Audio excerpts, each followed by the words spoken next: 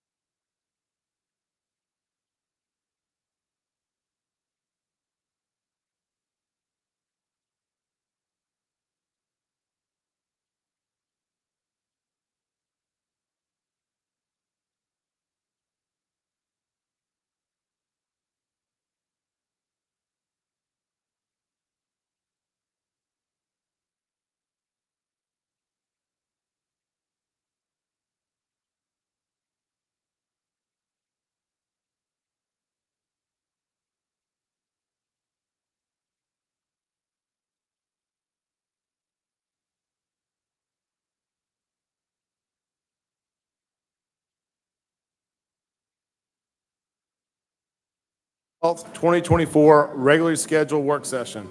Tonight, there are 3 items on the agenda. Public comment is allowed that is germane to an agenda item. If you wish to speak, you are required to fill out a public comment card, and if you are speaking on behalf of an organization, you must fill out an affidavit that you have the authority of said organization. Please remember this is not a time to engage the mayor and members of the city council in conversation. When your name is called, please come forward and speak into the microphone stating your name and address for the record. Public comment will be allowed for a total of 10 minutes per agenda item and no more than 2 minutes per person. Once the item is called, no other public cards will be accepted. Will the city clerk please sound agenda item A? Mayor, that first item is the priority projects update. Our city manager, Mr. Stephen Kirkhoff. Good evening, Mayor and Council. We are going to provide you with one more in-depth update, and that's Bob is going to be delivering that regarding Highway 9 and our progress with GDOT. But just to give you some brief, quick updates, the large lot incentives, we're continuing working on that project. In fact, we met today and we're looking at various stormwater approaches to be able to ease that burden on some of our large lot owners. And the active parks, if you saw the Milton Herald, that's out on the street right now for our consultant. So we're moving aggressively in both directions. But other than those, there's not much update on those parts.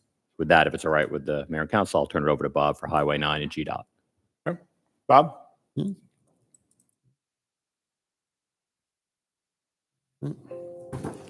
Good evening, Mayor and Council.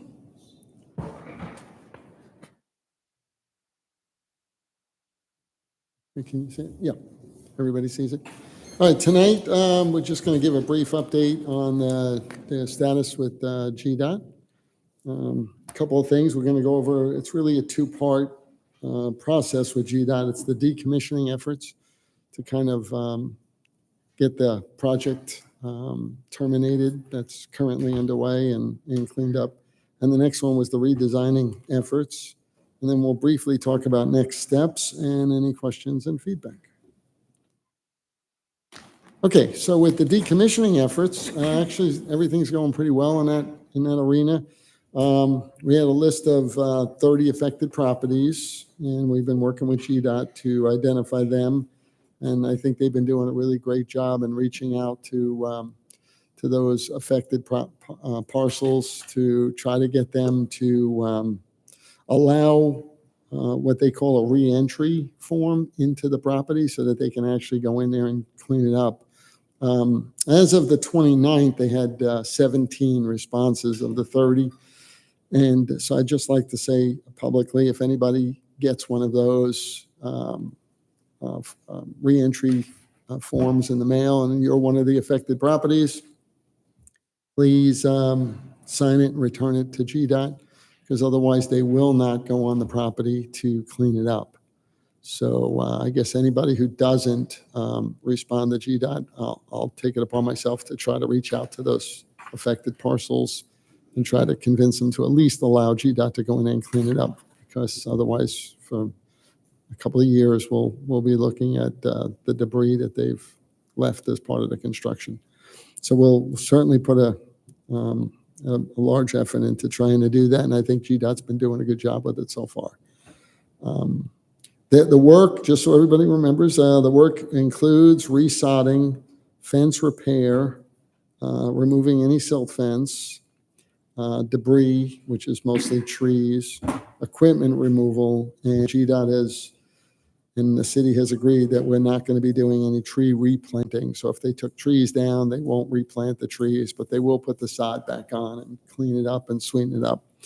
And they've been doing pretty good. We've been in good contact with GDOT, so they've been very connected with the city as far as how they're doing and what they're working on. GDOT also completed what they call a resurveying of the corridor. Over the years, since they've started this whole process, it takes many years to get through one of these. A lot of the parcels have changed. They were subdivided, new owners, things like that. So GDOT took it upon themselves to say, let's update that survey so we make sure that when we reach out to folks and we connect and we're talking about parcels, we're doing it with the latest information of what the land use really is out there, which I thought was good. And they've completed that resurveying work. Okay, so now redesigning efforts. We've been meeting with GDOT, and again, I think we've had a very good outline of work that we're asking for as a city, and what GDOT is looking for that, on their end of this design process. I don't believe GDOT was looking or anticipates really doing a complete redesign from scratch of the corridor. So there's a lot of aspects. People have been emailing me saying things like, "Oh, can we have a full service intersection at our development," and things like that. That kind of stuff, GDOT has not anticipated redesigning that. They don't want to do any vertical changes. So, when there's a dip in the road and we smooth that road out, they don't want to start redesigning those kinds of things. So they're trying to keep the vertical the way it is. So we sort of worked with them and said, look, we have a couple of priority things that was really important to the city, and we expressed those, which I'll go over and show you where we are with those. But I don't want the community to think that we're starting from scratch and GDOT's opening this thing up and we're re-looking at changing everything on the corridor, because that would just be an enormous effort that would take some time. As it is, the things we've asked for from a scheduling standpoint, GDOT said it'll probably take about 12 months to do what we're asking for, and then about 3 years to just go through the land acquisition process, which is what they were working on prior to this. So we're looking at about 4 years to get through this until we actually start to see construction resume. So we certainly didn't want to do too much alteration, because that would just extend that. So some of the big items that we really worked on and pushed, and quite frankly, I think they were very receptive to. So I'd like to put a shout out to GDOT, because I think they're really trying to work with the city and doing a really good job with that so far. So reducing the speed along the entire corridor to 35 miles an hour, that's the entire Milton corridor. That does a lot of things for us. When you reduce the speed, it sets the standards lower. So then the standards for things like landscaping, locations of walls, lane widths, which we're going to go over, all of those things start to fall in play. So part of our presentation to GDOT was really that when they first designed the corridor, it was really more of a pass-through. And now Milton is really putting time and energy and an emphasis on the implementation plan to make this area a destination. So the word destination really came up, and everybody said, yes, this is now, Milton will be a strong destination. So with that, I think GDOT said that they will observe the 35 miles an hour, and they accepted that from our proposal. Redesigning road profiles, we requested that they reduce the widths of the driving lanes, and they did, from 11 feet to 10.5. So they said we can have that as well. So narrower lanes does a couple things for us. First, it does slow down traffic. Second, it does allow us to have another, say, 2 feet of land area, every inch counts here, to allow medians to be a little wider. And then if the medians, we were like at 16 on some of the medians, so if we can get it up to 18, now all of a sudden we could put trees in the middle of the median and there's no restriction on the caliper of the tree. So before they said, oh, we won't even allow you to put a tree, and then, gosh, if you get close, well, at maximum maturity, the tree can only be 4 inches in diameter. Good luck with that. But that cuts out just about everything. So now they're saying, well, okay, under the new standards, if you do this, we could put in trees that would be more shade oriented. And that was something the council had told me they really wanted to get. The vertical profile redesign, they said they'll look at it and study it, but I really don't think that they're anticipating doing a lot of redesign in that area. So incorporating landscaping on both the right-of-way and the private property. So we asked them, we said, look, we'd like to shift some of the sidewalks onto these private developments especially the ones that are expressing interest at this current time. And there's a lot of road frontage there, especially in that section that we think is really like sort of, I'll call like sort of our crossroads in Deerfield, you know, the real high visible areas. And they said, okay, and I am meeting with private developers on the 21st of this month and on the 28th of this month on the 4 that have come in and expressed interest. So at least on those 4, we'll be able to start talking. Okay, redesigning crosswalks. Oh, I did that. Maintain 10-foot wide sidewalks. So I think we could maybe go to like an 8 and a 10 scenario, but we asked GDOT, look, you know, could we maintain just for now the 2 10s so that we don't lose that space? And they accepted that.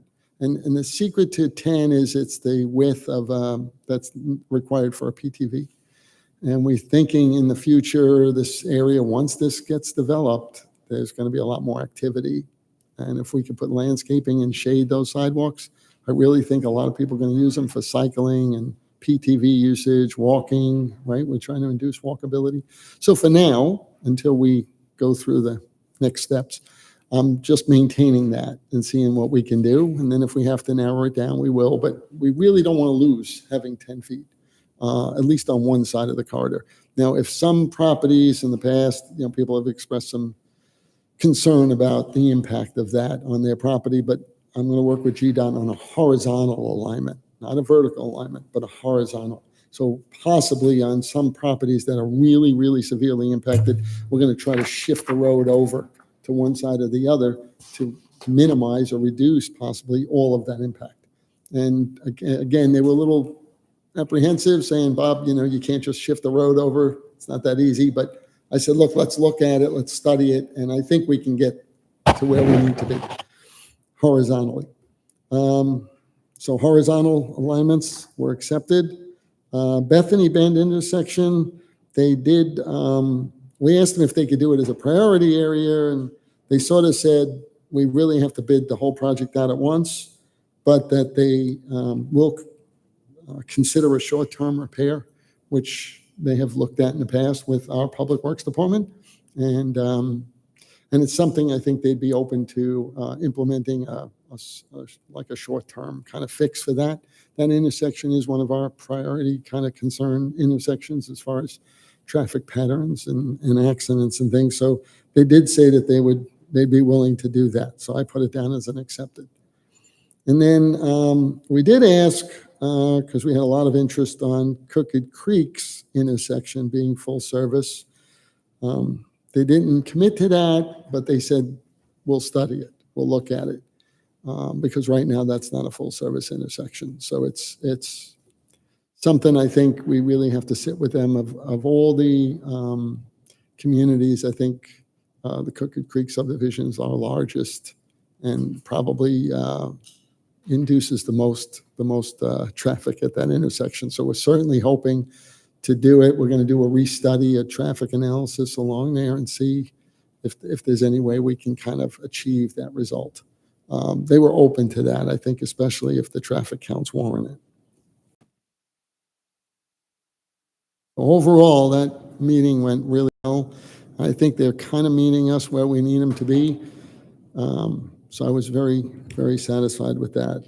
Next steps, right? I'm like, all right, we did the meeting. Everybody said, okay, it looks good. Where do we go from here? So I'm setting up a meeting for September 9th with GDOT and our Public Works Department and our consultants. And between now and September 9th, we're going to create what we call a vision and base map.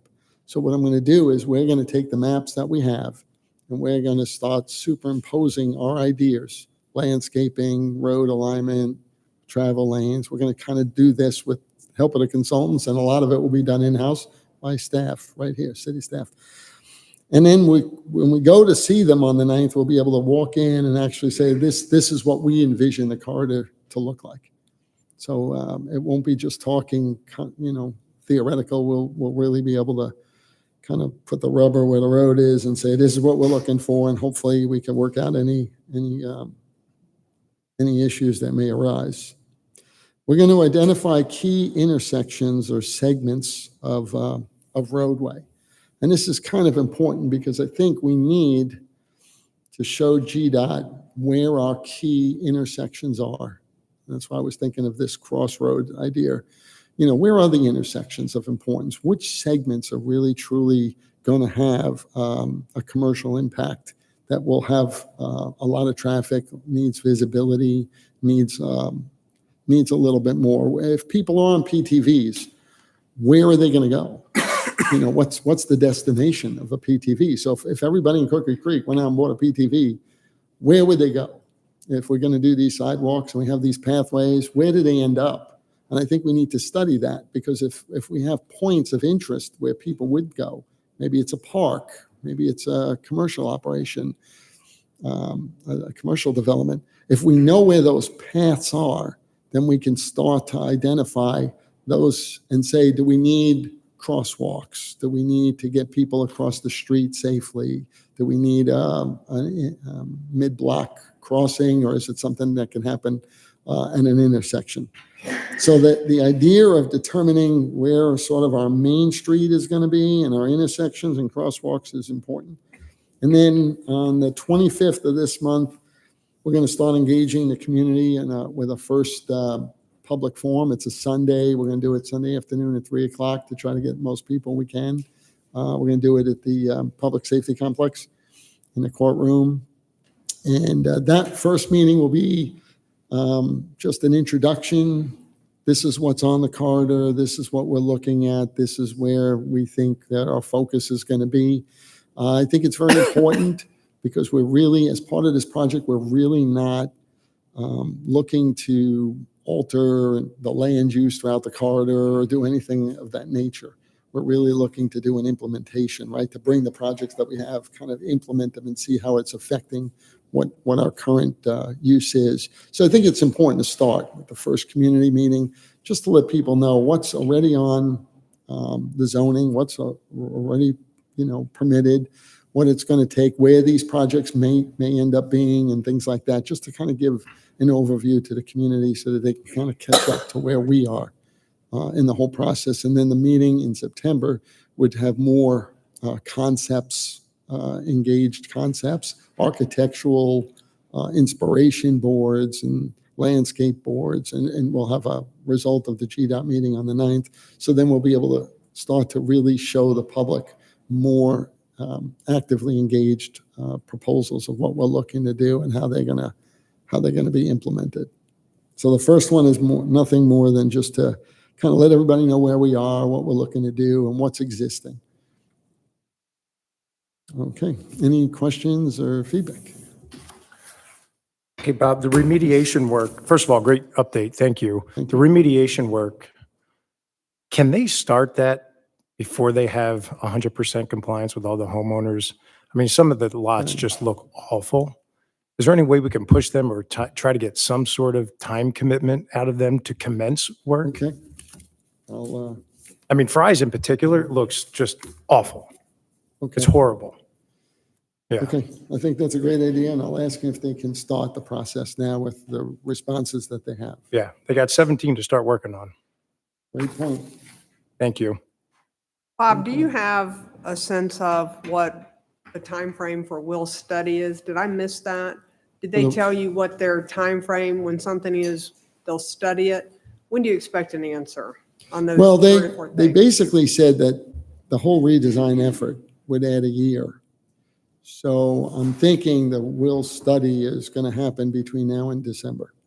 Okay. That's when we're doing it. So by the end of December, we should have yes, no, we know exactly the direction we're taking. There is no changes. Bona fide direction. And modified, Okay. yeah. They're actually pretty interested in knowing what those decision points are, because they want to renegotiate with their existing consultant that did the design. And they're pretty eager to see if we can get this ball rolling. I mean, they're kind of behind the wire right now, and they're really, I will say, they're pretty interested.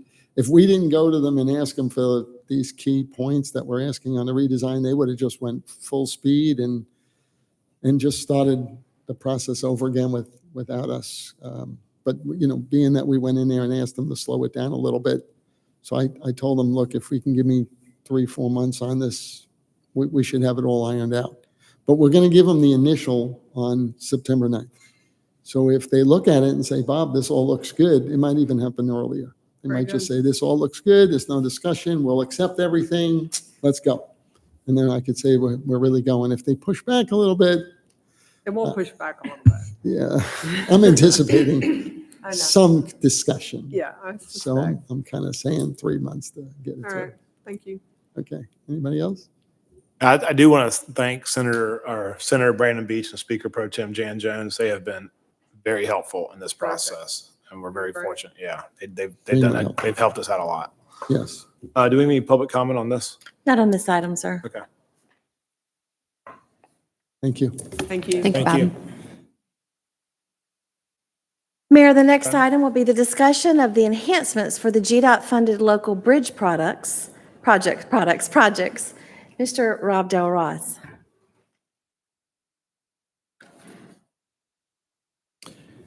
Good evening, Mayor and Council. Let me pull up the slides real quick here.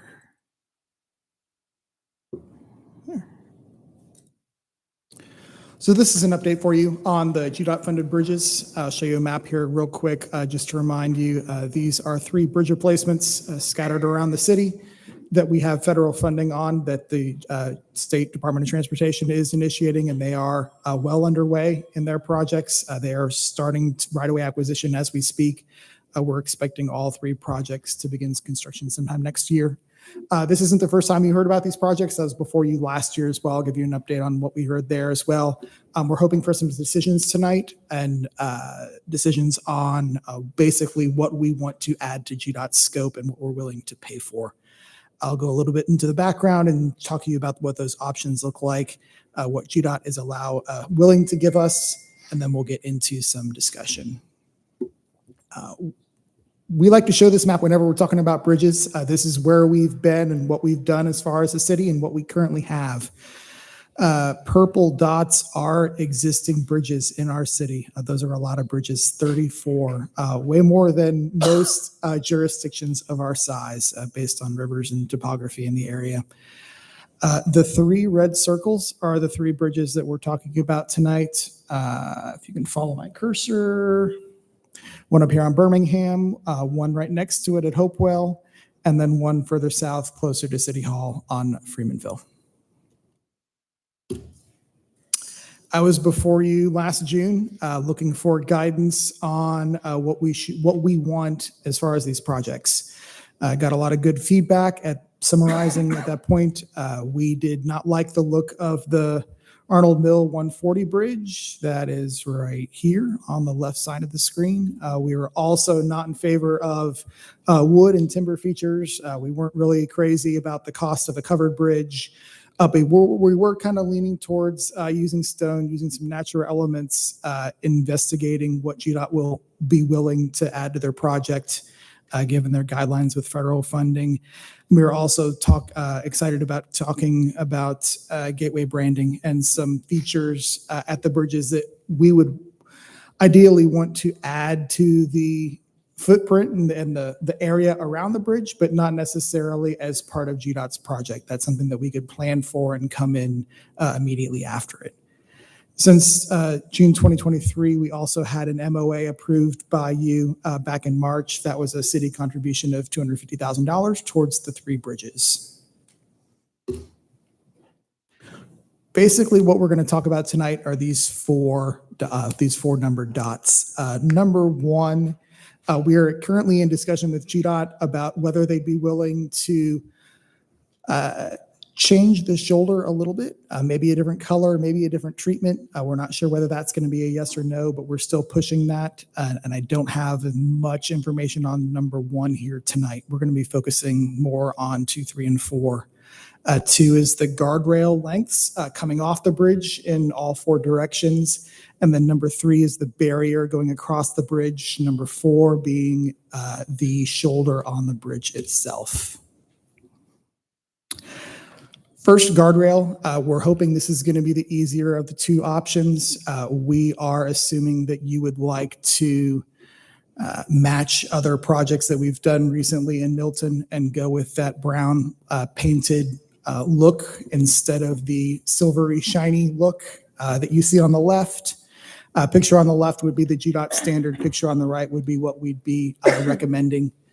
The cost of upgrading and getting brown guardrail for all three projects. It's not a bid, but it's approximately in the ballpark of $50,000 for all three. The next part is a little bit more complicated, and this is going to take some time for me to walk you through.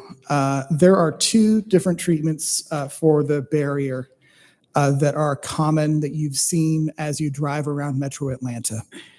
GDOT is willing to do the first one and not the second one. So GDOT's willing to do a concrete form liner. What that means is it starts a flat gray concrete wall, and there's a stamp that they push into the concrete to create the relief and create a little bit of the texture, but it's all one seamless pour. It's all one seamless object. Rob, is that kind of like the walls on Highway 9? There's that stamped. Kind of, yes. The walls on Highway 9 in Alpharetta aren't to the level that we're talking about here. They're kind of flat gray with just a concrete pattern. They're not painted. They're almost bare bones as far as what GDOT's willing to do for no additional cost. So the picture on the right shows you what you can do with that form liner. This is a project over in Cobb County that's near a national park. You can see on the left, it starts gray, and you can specify a color palette of about 4 or 5 different colors to create that stone look from afar. The form liner option, the example that is probably most familiar to most people in the area is Encore Parkway over 400 in Alpharetta. That was a form liner treatment using Alpharetta's color palette. If you go out there, and I have a picture a little bit later, you can very clearly see that there's no difference between the grout lines and the colored stone. It's all one surface completely. Rob, real quick question. Do we know any idea what the long-term maintenance is of painted? I actually had a conversation with Alpharetta Public Works Director this afternoon, and I asked him, Encore Parkway is about 10 years old at this point. Asked him, hey, have you ever really needed to freshen it up, pressure wash it? Because if you go out there right now and you look at it, it still looks really nice for being 10 years old. He hasn't done a thing. So yes, probably pressure washing someday, but not any expensive, intensive, regular cleaning on Encore, specifically because there's really nothing above it that's creating kind of that wash and that mildew that you'll see on other walls. Another one where I'm very familiar with, the walls on Rucker Road in Alpharetta nearby, where you have some stack stone treatments next to the sidewalk, where you have trees directly over it. Yes, you do see some debris build up. You start seeing mildew anytime there's water and it doesn't evaporate. Yes, if there's in a situation like that where we had heavy tree cover over one of these bridges, if we wanted it looking nice, we'd be needing to perform regular maintenance. There's not a wide difference. There's not a wide difference in maintenance cost for the stack stone or the stack stone versus the form liner. They're relatively the same. If there's a maintenance issue for the stack stone, it would be same for the form liner, depending on the tree, basically canopy for the area. Okay. More pictures off to the right. So the picture on the top right is Encore Parkway in Alpharetta. The picture on the bottom right is difficult to see, and I'm going to zoom in and then show you some additional pictures here in a second. The one on the bottom right is more of a stack stone treatment. You see there's a lot more variation in color. These are natural stone features. It's a stone veneer, a thin set that you apply directly to the wall. So it's a natural surface. There's much more variety, relief, difference in the product. And it also doesn't have that look of of one pour. So let me show you this next. These are more pictures of Encore and Alpharetta, just to show you what that looks like from afar. Generally, the farther you are away from it, the more it looks like a real product. You would never know it's a concrete pour with paint.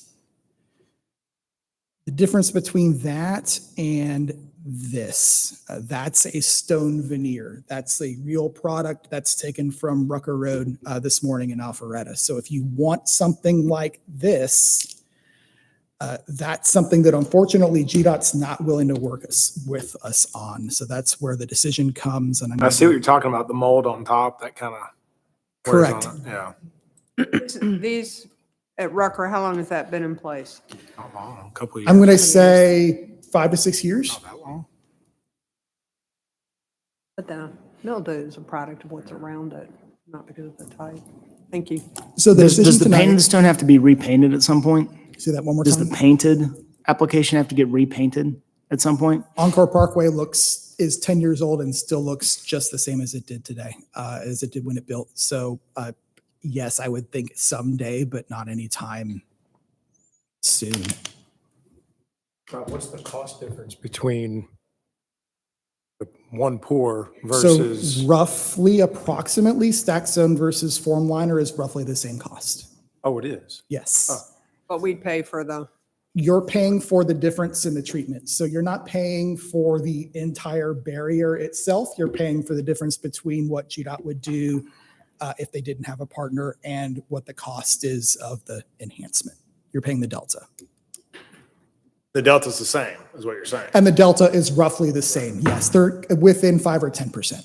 So they'll install the stacked stone, but we would still have to color it? So the decision point tonight is whether we want to go form liner or stack stone. They're willing to do form liner.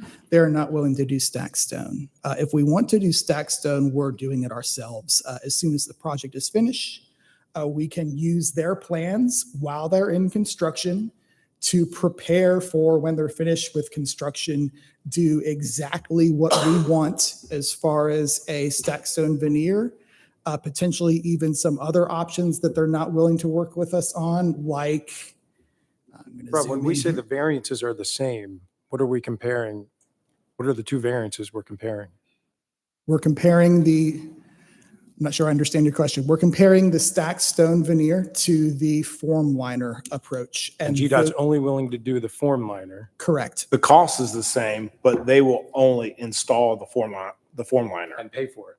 Correct. I mean, it's going to be an extra $100,000, period. It's It's whether or gonna be- not we do the work or they do the work. It's going to be approximately $100,000 of work if we want to do either of those options. What I'm saying is GDOT is only willing to include form liner in their project. If you want to do stack stone, we're doing it ourselves as a separate effort, which we have more ability to customize, which we can talk to DRB, which we can talk about potentially other things like the gateway branding at the corners, or potentially a railing that they're not willing to do. If you see the picture here at the bottom left, some kind of decorative railing at the top of the bridge. We have a lot more flexibility and the control if we're willing to go that route, or if we're thinking that the Encore, another example of the form liner are the 3 new bridges over 400 at Sandy Springs, Roberts Drive, and those a couple other ones that I can't remember the name. Those are all, they look fantastic. They're brand new, but they're all painted concrete stamp instead of actual product like stone. So About the stone would be a lot more. But it's the same cost even if we do the work on the stack stone? the cost versus the stone or the form liner is basically the same. Even if we do.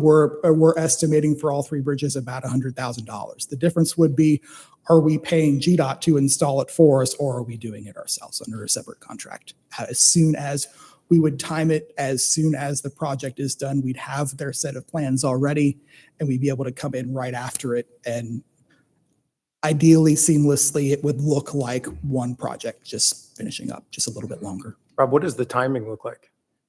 They're going to be under construction next year. We understand that Freemanville is going to go first. I anticipate Freemanville starting in about a year, probably summer or fall next year. Right around the same time, we're working on our bridge at Birmingham. So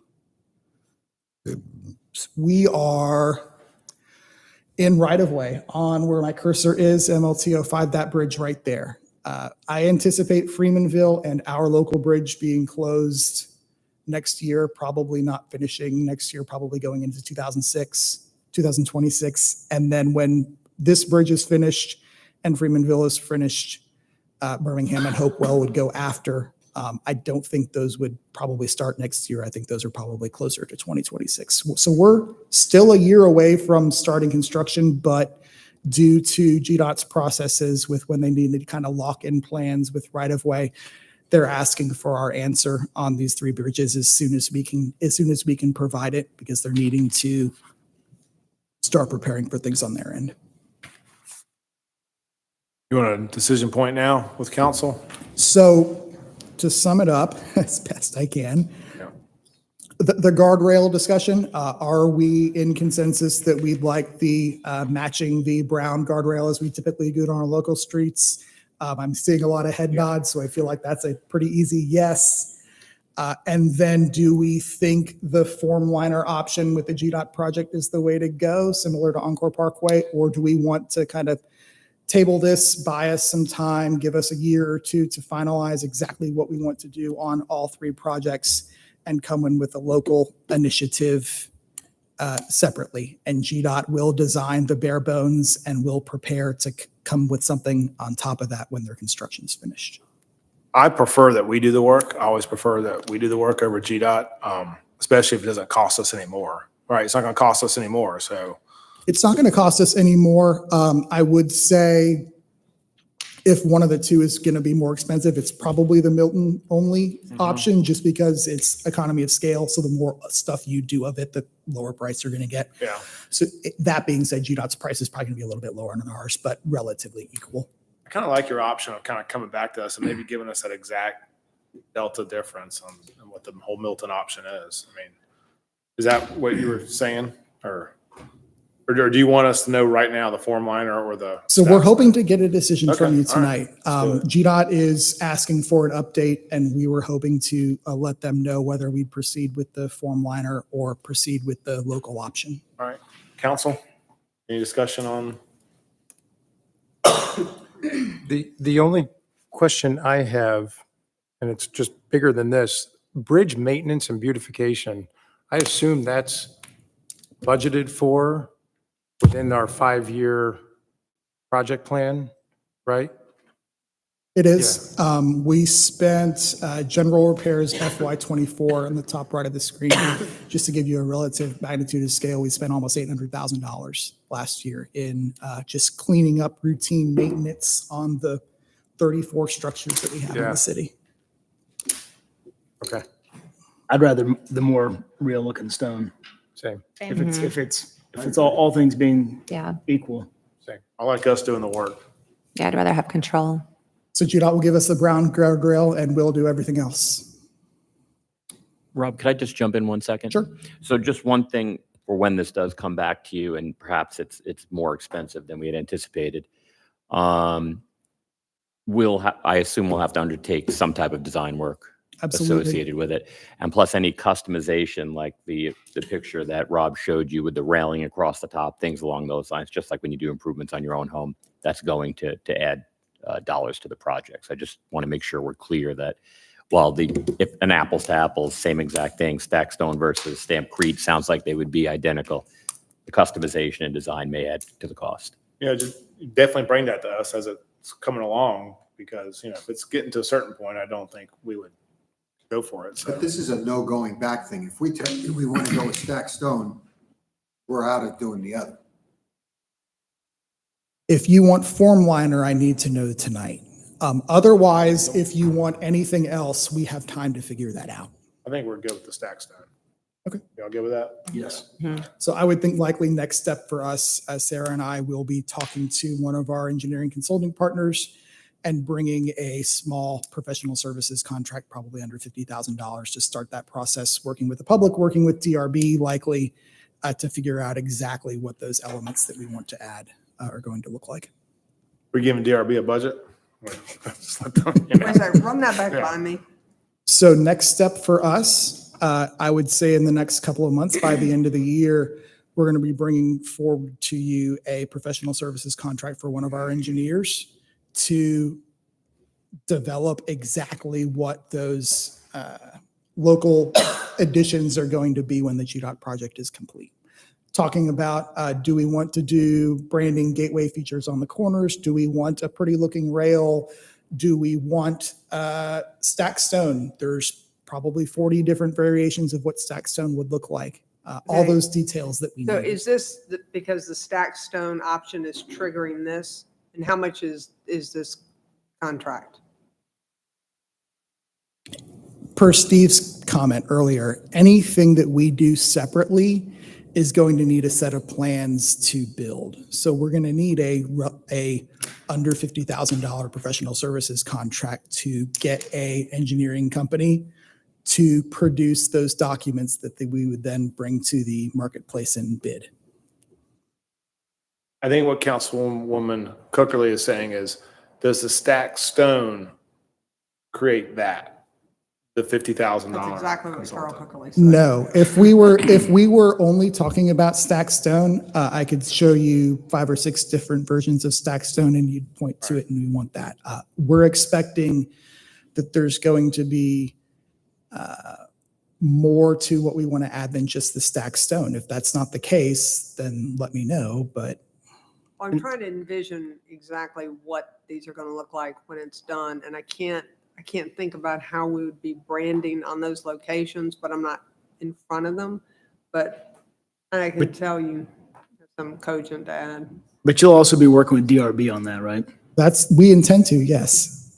There are examples out there, and we could bring pictures before you to see what some of those look like We talked about this before we contract with anyone, to see if, how much beyond the stacked stone would you like to see? I think we could probably get some of that work done ahead of time, and then any design and engineering, once you've decided generally what you're looking for, I think we could probably nail down that a bit closer. Because, yeah, we talked about this, I think, I guess when you had it up in June of 23, we talked about it. But I think simple is going to be good. Well, we've just added 50 grand Yeah, exactly. to get to simple. Yeah. So whatever. That does, and that's why I wanted to be clear when we were having the discussion. While the straight stacked stone that was going to mimic the stampcrete, I'm sorry, I know I'm using the wrong terminology, the forms, would be dollar for dollar even. Once you start customizing beyond that point, there's going to be design costs. So you got your answer tonight on what needs to be done now. Why don't Correct. you circle back with us later and let us know exactly what we're going to be getting ourselves into on this $50,000 consultant contract? Does that make sense? That makes sense. We good? But I mean, we can still opt for the stacked stone and just say no to the other customizations, and all things should be relatively equal. Right? I believe so. Absolutely. Then I think we're in agreement. Okay, now I'm feeling better. Okay. All right. Good. Are we good? We're good. Thank you. Do we have any public comment on this? Not on this item, sir. Okay. With that, I will call for the next item. The next item is going to be the discussion of the fiscal year 2025 budget. Our Deputy City Manager, Ms. Bernadette Harville. Good evening, Mayor and Council. We are here this evening to discuss the proposed budget for fiscal year 2025, which will cover revenue collections and spending from October 1st, 2024 to September 30th, 2025. Before we go into the presentation, I would like to review the key dates that remain in the fiscal year 2025 budget cycle. Tonight, we are here to go over the proposed budget in detail, answer any questions, and hear feedback from council. This workshop also allows council to see the proposed budget prior to voting on the millage rate that will fund the plan later this evening.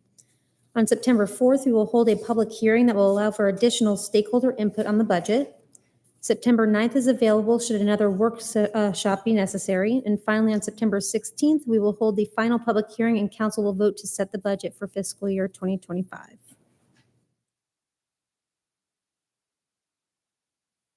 Before you is the general fund budget summary. This shows actuals for fiscal year 2022 and fiscal year 2023. For reference, we also have the updated budget for fiscal year 2024, which includes amendments that will be before council in September for consideration. We began our public input meetings on the fiscal year 25 budget back in June. We shared our first draft of the 5-year revenue forecast on July 8th. We went into specific details about the major revenue sources at that time. Since then, we have made some updates to our fiscal year 24 forecast and will continue to monitor those accounts up to our hearing date in September for the final end-of-year amendment.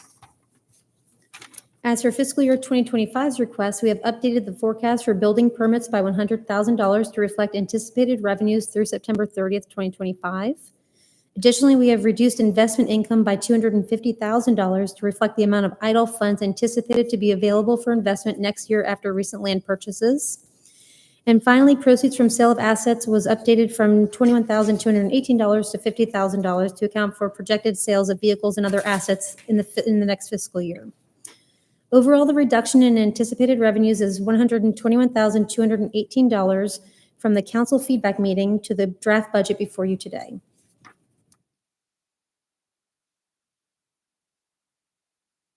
On the expenditure side of the overall request is down for fiscal year 25, $34,263 from the council feedback meeting on July 22nd. FY24's adjustments to the Special Events Fund resulted in the need for fewer funds from the general fund in fiscal year 25, and we recognized a correction to the forecast for municipal court as the shared administrative services position was already taken into consideration in the 5-year forecast and did not need to be added. This expenditure forecast includes a 5% market adjustment to salaries as a placeholder. This figure aligns with the annual employment cost index calculations and will be allocated based on the compensation and classification study the city is undergoing. This 5% market adjustment also impacts salary-related benefits, including employer matches to Social Security replacement accounts and voluntary retirement plans, employer-provided life, AD&D, and disability benefits, and workers' compensation premiums. There is also a per-employee average cost for health insurance benefits included at approximately 3% increase from the 24 budget, as benefit costs in 24 came in lower than anticipated. The final forecasted fund balance of $12,353,084 is in line with Milton's requirement to maintain an undesignated fund balance in the amount of 25% of the subsequent year's revenues. In a moment, we're going to go over revenue variances, and then we'll go department by department to discuss expenditure variances from fiscal year 24 to 25. Before we do that, does anyone have any questions about the general fund summary and the highlights of changes that have been made since the input meetings held earlier this summer? Okay.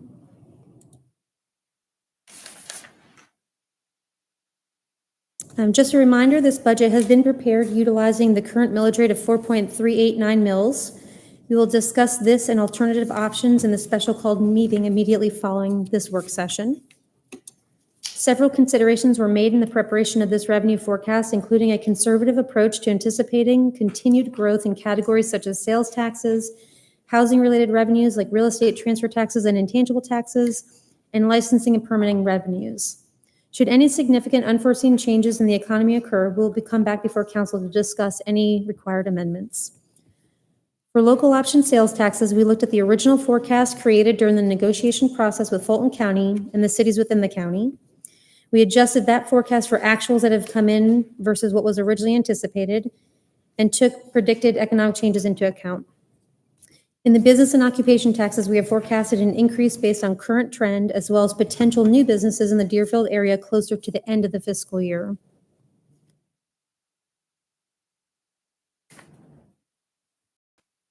We discussed earlier the forecasted decrease in investment income based on interest rate projections, as well as the consideration of what idle funds the city will have available to invest. And Parks and Recreation took a close look at their participation rates and forecasted programming commissions and rentals accordingly for fiscal year 2025.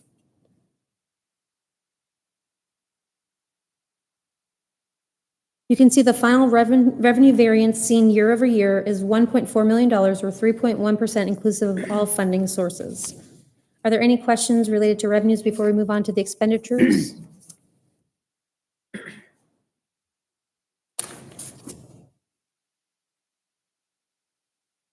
So here we have the mayor and council department, and you can see there are no material variances year over year. So I'm going to move on to city clerk department. Again, we have budgeted for the benefits on a per employee average. So some of the variances seen in the benefits category are due to the true up in '24 that will occur at the end of fiscal year '25. We've been looking at an alternative way to show this to you and may bring that back in September. But right now, this matches what we talked about in the original input meetings. You can see here a decrease in the maintenance contracts of $43,424. This is primarily being driven by one-time costs in fiscal year '24 for codifying the UDC, which was about $25,000, as well as the changeover to the new Municode contract as fees are no longer based on a per-page model. So we're seeing a decrease in costs there. In the city manager department, there's a decrease of $21,400, primarily being driven by the fact that we have the Citizens National Community Survey every other fiscal year. So we held it in fiscal year '24, so it won't recur again in '25. Bernadette, I'm sorry, Yes, going sir. back one. Mhm. We have a part-time records clerk being requested for open record requests. Assuming the cadence of that decreases, do we still have work to be done for this records clerk? Yes, sir. I have two responses to that really quickly. First, in this section, that position is not included. While we're looking through this section, we compare year-over-year continuing operations. So that is separately in the M&O initiative section. So I just wanted to point out that it's not in this figure. Got it. But also, yes, in that figure we talked about, there are a few things going on. So we used to have a full-time deputy city clerk. That position was then shared between community development and the city clerk's office, and eventually it fully went over to community development as we had the executive aide position available to help the city clerk. So in addition to open records requests increasing in both number and intricacy, we've had agenda management that's now being handled by the city clerk with the help of the executive aide. Our executive aide's duties have been reassigned. She is now handling the majority of our special event permitting, in addition to some other office-related tasks. So it's giving her less time to help with agenda management. So that would be one of the key tasks of this records clerk, would be to also help with agenda management. And then in addition to that, we also have records within each department that currently are handled as staff has time. So there's always record needs to be scanning historical documents that we have that are still paper copies that can go into the records, as well as tagging some of the items that have been moved into the electronic system but aren't necessarily tagged 100%, and then also day-to-day things that come in every day. So in finance, for example, people still come in with a paper application that needs to be scanned in. They're paying with checks that need to be scanned in. So there's things going on all the time that would still need to be addressed. Right. So Okay. the answer is yes. Will you be covering the maintenance and operating section of this? Because I have other questions on Yes. other FTEs. Yes, after this section comes the new initiatives. We kind of separate them out so they don't get two things. You can see clearly and transparently what Yeah. has changed if we do not include those positions. Yeah, And then you can see what those do cost separately You and can see the by year-over-year themselves. side by side or apples to apples. Before we comparison. even were to contemplate I any got it. new initiatives. So anything that's large enough to contemplate something new, we separate out. Got it. But if it's Okay. just an expansion of current services, it's in here, and that's It's kind of in what we're there. going Okay. over right now. Perfect. Thank you. No problem. So in the elections department, council approved the city handling their own elections in fiscal year 2023. It will be an off-year cycle in fiscal year 2025, since the election occurs in November of '25, which would be our beginning of our next fiscal year, '26. So if the city is to handle that election itself, we have some funding prepared to handle the September advertisements and training, getting some people on board to start that process. So you'll kind of see that variance change every other year if we continue to do our own elections. In general administration, we have a decrease in supplies as well as machinery and equipment related to moving to that managed print services. We are looking to do that, so that would be toner be included in that managed print services contract, which would be handled under the Information Services Department and no longer costed out to the General Administration Department. In finance, we have a decrease of $26,000 to professional fees being driven by the one-time costs in fiscal year '24 associated with moving to the new ERP that won't recur in fiscal year '25. And if anyone has any questions about other lines, just let me know. I'm just going over the major variances. How's the implementation of that going? Is that, It's going smoothly. I've seen Karen in there on her calls all the time, and they're going through their entire organization right now of what they're going to be going over when, so they have the timeline, and it looks like, I think sometime, it's a staggered implementation, if I have that correct. So I believe in January, we have some of it coming on board, and then after that, after the audit, we'll have the rest of it. okay. Going to take about a year for full implementation. Is that what it is? Yeah. Yeah. No small lift. We're all excited about a new system in finance.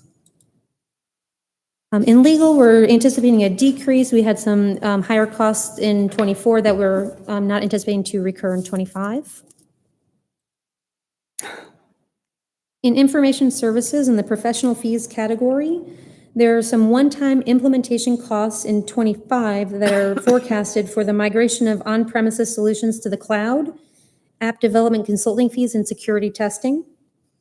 We have a decrease in the equipment repair and maintenance. There was a conduit repair at the public safety complex that was just a one-time cost in '24 that won't recur in '25, leading to that decrease. In the communications line, the department is looking to consolidate and go towards a new system with a new service provider that will decrease some of our costs for our phone lines and our internet service lines. In the education and training, that line includes training citywide for some of our new application development, inclusive of cybersecurity training and application software training. And machinery and equipment category includes an annual hardware warranties as well as inflationary increases being seen related to hardware and software purchases. In human resources, you're going to see a decrease in the professional fees category, which is being offset by this increase down here in machinery and equipment due to a recategorization of the cost for the implementation of the new HRIS system, the Human Resources Information System. Also inclusive of one-time costs for implementing and the pricing update we received from our vendor.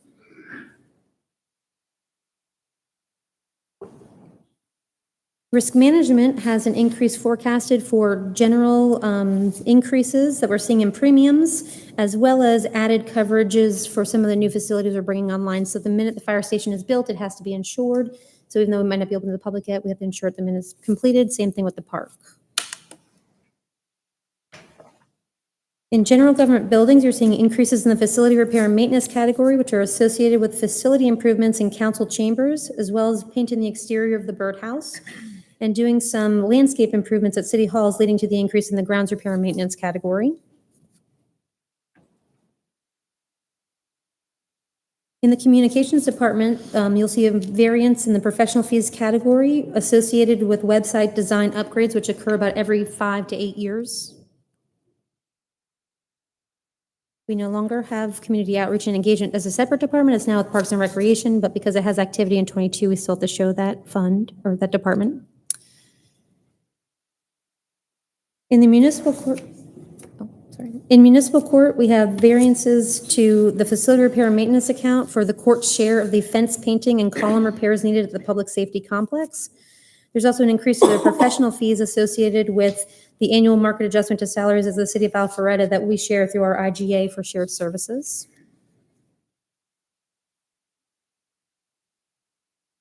In the police department, there is a slight decrease to the professional services account.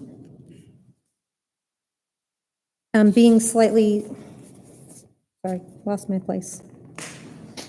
Sorry, the increase in maintenance contracts is primarily due to the department's in-car body worn and surveillance camera costs associated with contractual changes and inflationary increases. The decrease in machinery and equipment is related to the budgeted purchases of an unmanned aerial system in '24 that will not recur in '25. You'll also see an increase in the facility repair and maintenance for this department that's associated with the police's share of that fence painting and column repairs at the public safety complex. And in furniture and fixtures, you will see an increase related to the reconfiguration of workspace at the public safety complex.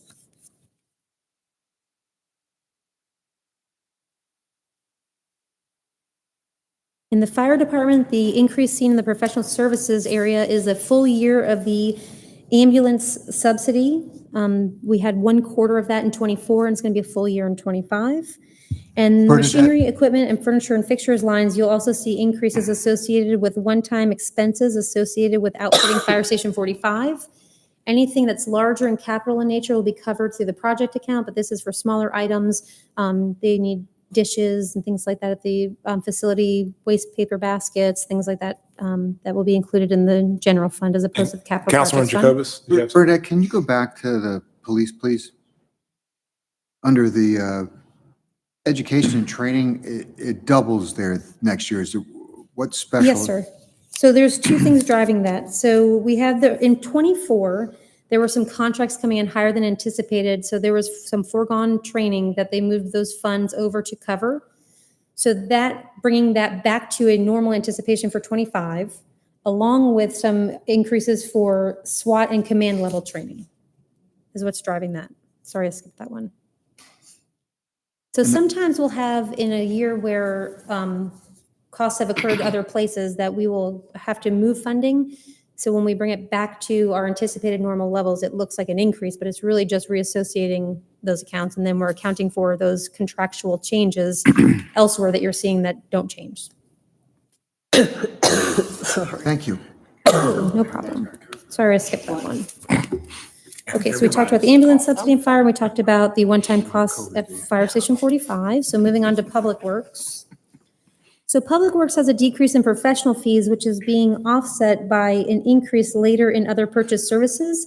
The professional fees is going down because the recycling and solid waste management plan was a one-time plan that was done in 24. But now the implementation and costs associated with that are going to be seen in 25 under the other purchase services account. In the vehicle repair and maintenance, there's a request for $10,000 for new decals. They're going to phase in the new decals for the new branding on the new vehicles. And then in the maintenance contracts account, you see an increase due to the North Fulton Regional Radio System Authority. This is Public Works' share of those fees. In the past, we've accounted for those under police and fire, but Public Works has enough radios now that it's a material amount that they should be associated with their department. Under general supplies, you'll see an increase for materials associated with asphalt patching and pothole repairs that are handled outside of the paving contract. So those material cost increases.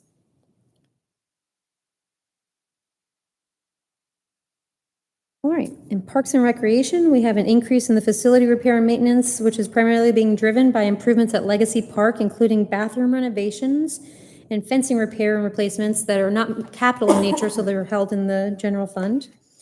In the rental land and buildings, we had a release of funds in 24 to cover the pool contract coming in higher than anticipated.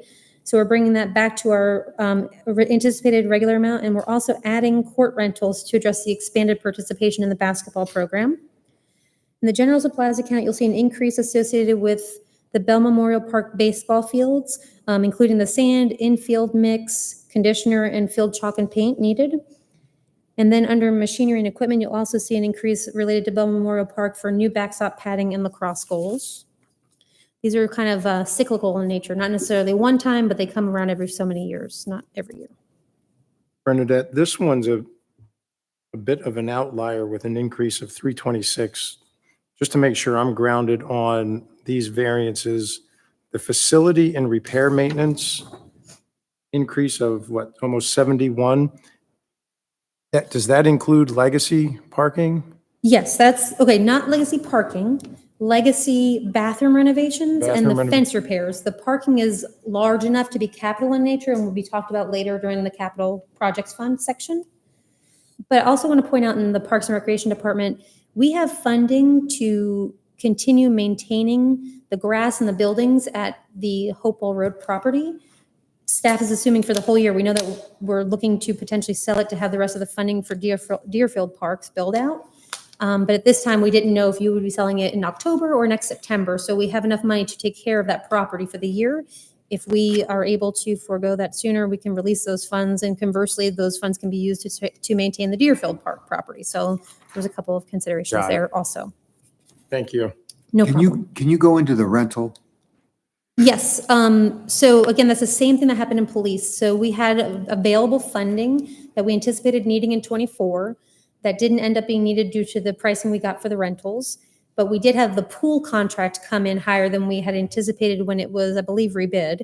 And I can ask Tom to speak more to that if needed. So we moved $17,500 out of those rentals into the pool contract. Now, forecasting based on the pricing we're seeing from Fulton County for next year, inclusive of additional needs for expanded programming for the basketball program, that number includes bringing that back up and adding the additional rentals. Big nut.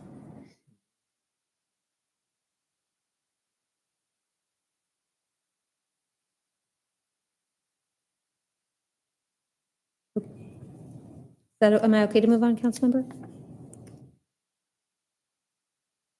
Yeah, I'm sorry. Okay, Yes. no problem.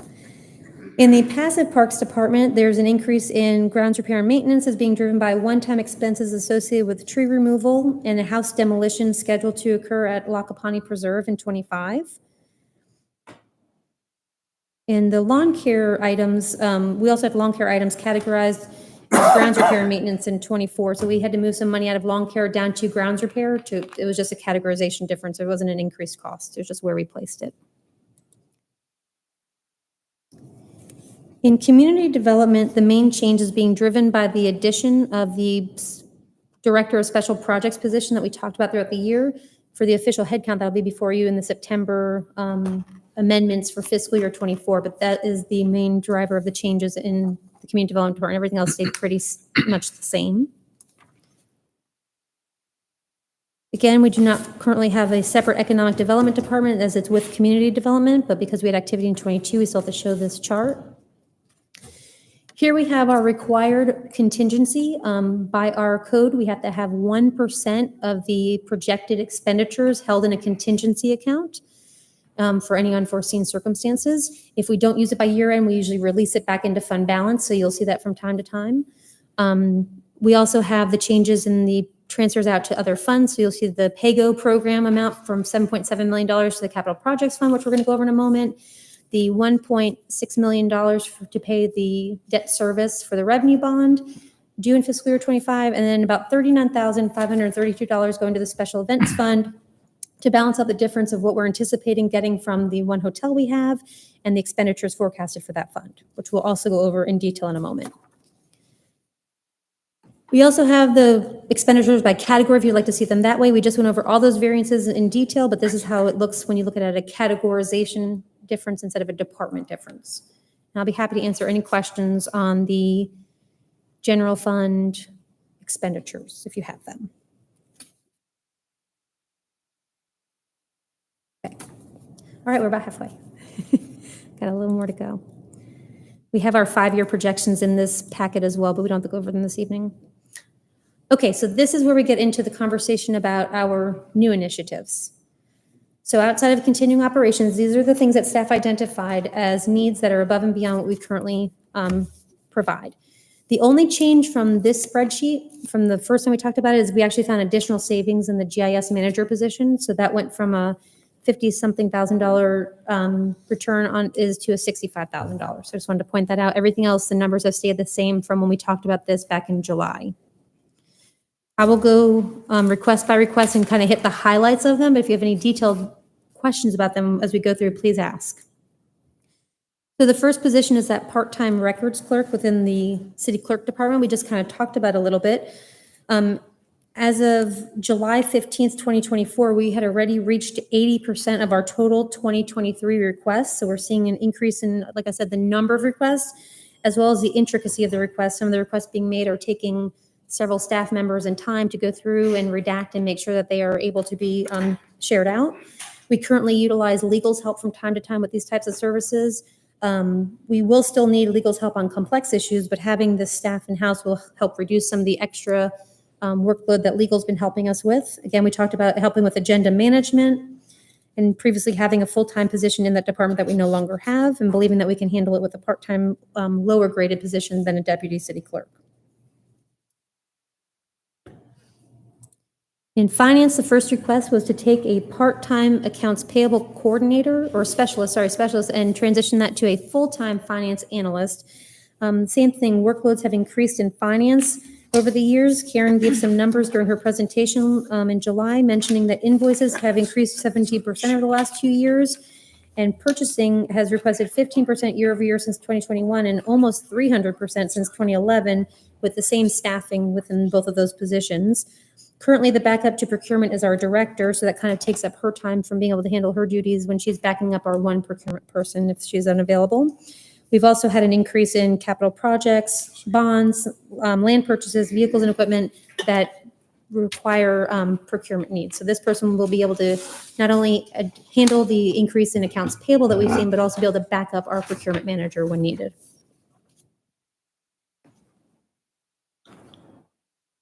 On the full-time payroll and benefits position, we are looking to have a dedicated resource for payroll and benefits. We have exhausted all opportunities in-house, including looking at outsourcing these services. And currently, myself and our other Deputy City Manager, Stacey Inglis, handle processing and checking payroll. So this would also bring us the ability to not have to do that task on a biweekly basis. This would bring in a qualified staff person to oversee that function. Currently, our HR staff handles recruitment, onboarding, workers' compensation, risk management, wellness, training, and more. And so this would be able to have a dedicated resource for payroll and benefits.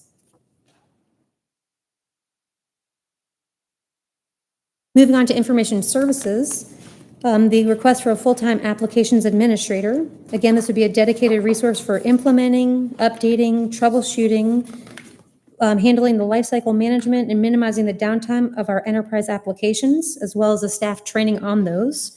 We currently have 8 major enterprise applications. 3 are being upgraded in fiscal year 24, and 2 more are being added over the next 2 years.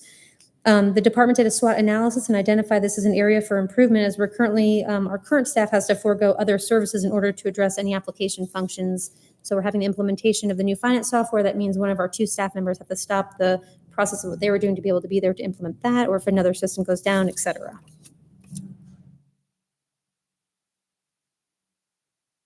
And the GIS manager, we currently have a managed service provider that provides the GIS management and our GIS analyst positions. And GIS touches most, if not every, major application that the city has. So having an in-house elevated resource at a management level would be able to handle those things directly and handle our GIS strategic planning, knowledge retention. As we know, turnover with managed service providers can be a little bit of a hassle. So this would be actually a savings. So the reconstruction of the managed services contract to include some analyst help and having the manager in-house will actually bring us savings. All right, our special investigations detective in the police department would be one full-time detective that would be dedicated to this task force. It would serve a vital role in special investigations.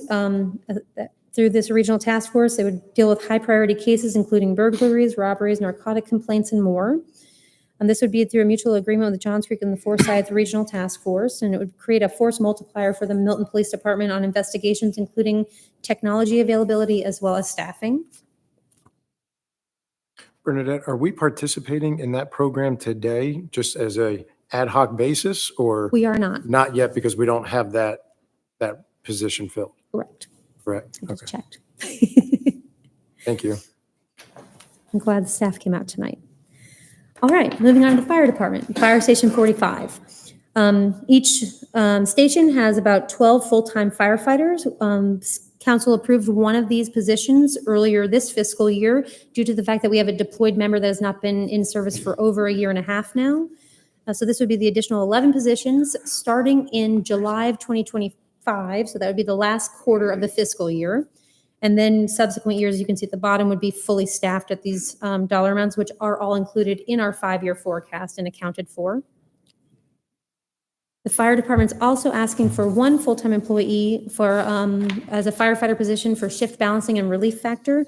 A couple of years ago, they embarked upon looking at our training program and reorganizing internally.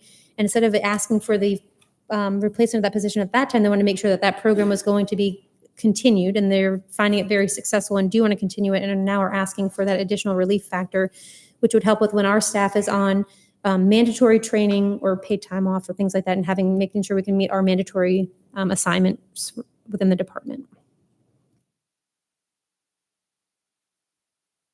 Okay, our last 2 we have are in Parks and Recreation. There's a part-time outreach and events coordinator.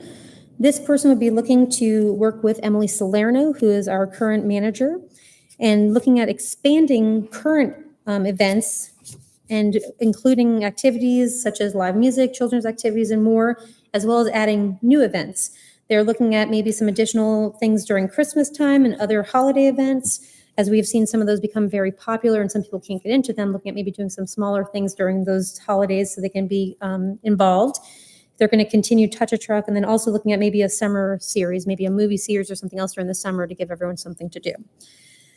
In addition to events, the outreach department also has school engagement and internal events that they run. School engagement helps address Milton's underserved population, as well as just getting the schools involved in some of the community activities. And we've seen about a 220% increase in attendance at events over the last couple of years. So they've become quite popular. So this person would be working with Emily. And then we have the parks manager. Originally, our 5-year forecast last year called for this position as well as 2 other full-time employees to start in fiscal year 26. This is now the request for only 1 full-time employee, as Tom's team, under the current department organization and the quality of the staff he has, feels that they can handle bringing on the new park with the resources they have with this 1 additional parks manager. And we will not be asking for those other 2 full-time employees. And this person will start in July of this year as the park comes online, as opposed to July of next year, as opposed to October of next year. Currently, they manage about 13 different facilities, and this position would be managing and monitoring the park's ground and facilities, ensuring that all of them are maintained up to the Milton standards. Currently, our director is to be involved in many of those functions. So this would leave him to be able to do more of his director duties and have an eye on the ground to oversee the contracted staff as well as what's going on day to day there at the different facilities. So that is the end of the general fund. Do you have any questions about all the content we just went over about the general fund before we move on to some of our other funds? Okay. All right, so here's our special event fund summary. As you can see, year over year, the activity that's occurred and the activity that's projected for our special events. And then I have it broken down by event here on the next page. Some of the more material variances we're seeing in the Crabapple Fest account is looking for, we've had an increase just from inflation in labor costs and fuel prices, so it's accounting for that in that rental vehicle and equipment line, as well as the shuttles, tents, dumpsters, and restrooms. Under the Carvin and Crabapple event, we are seeing the addition of bounce houses and potentially maybe a football viewing screen to get some more participation. We have seen some increased participation, but getting even more people out to that event. Moving down to Christmas in Milton, there's the addition of things like a photo booth and some other professional services through maybe some live music and things like that. Also looking for tents because we've had this event rained out over the last couple of years. And then having an increase in an increase in that rental vehicle and equipment for holiday decor across the city. So increasing some of that decor we're seeing in maybe some of the other areas of the city.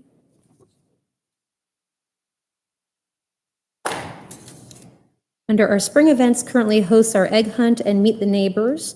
Those increases are being driven by the cost of having the porta potties and the bounce house available, as well as increased signage. And then we also have noticed that at the Meet the Neighbors event, parking has been a little bit difficult, so looking to get a parking company to be able to help ensure safety along that road line with the parking.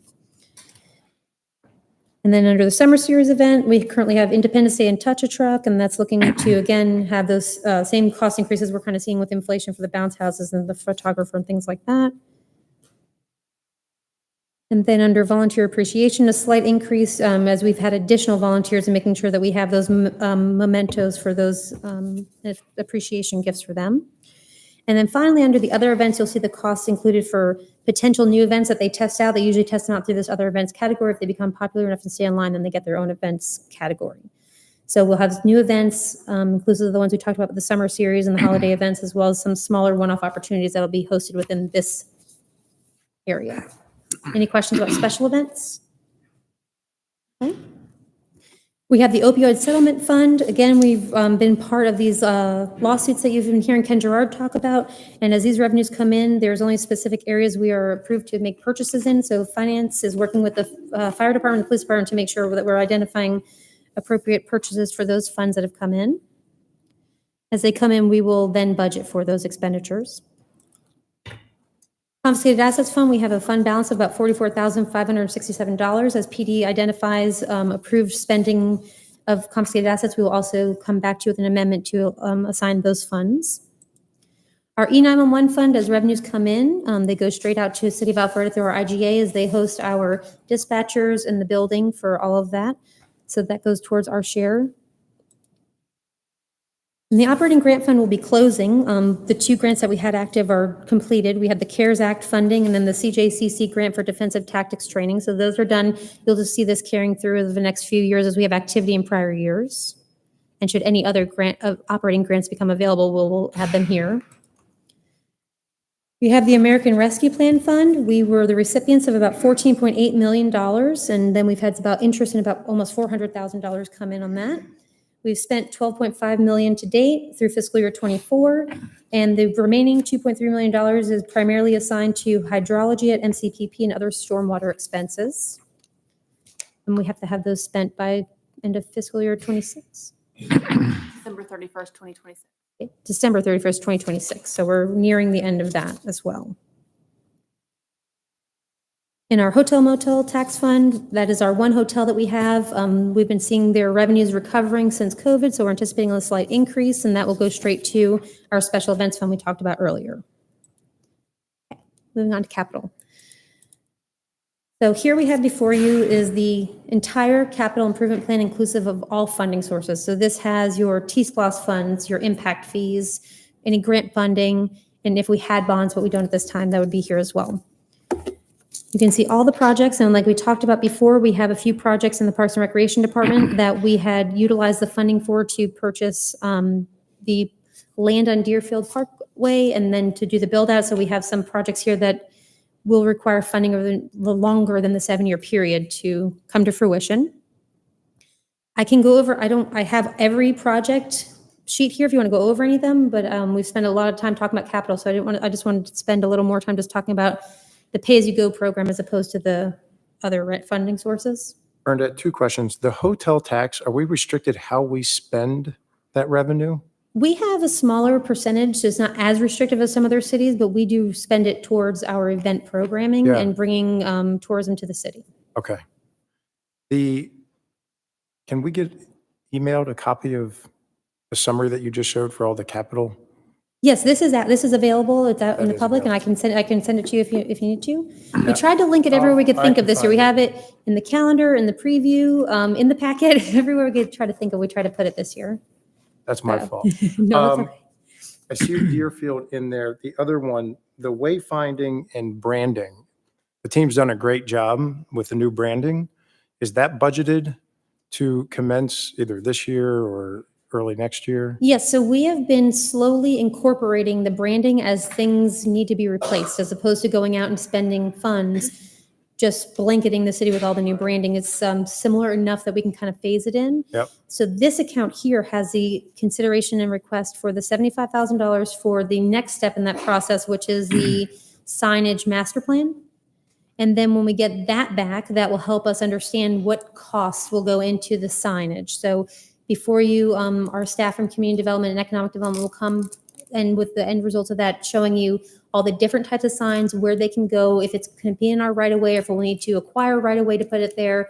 And then that'll be some decision-making council will have to determine before we have any next steps. And once we see how much those cost, we will change probably the annual amount that goes into that project based on the new plan. Got it. Makes sense. Absolutely. And then timing on Legacy Park, is there anything that we can do between now and the end of the year in anticipation of constructing that or modifying that, remediating The that? parking lot?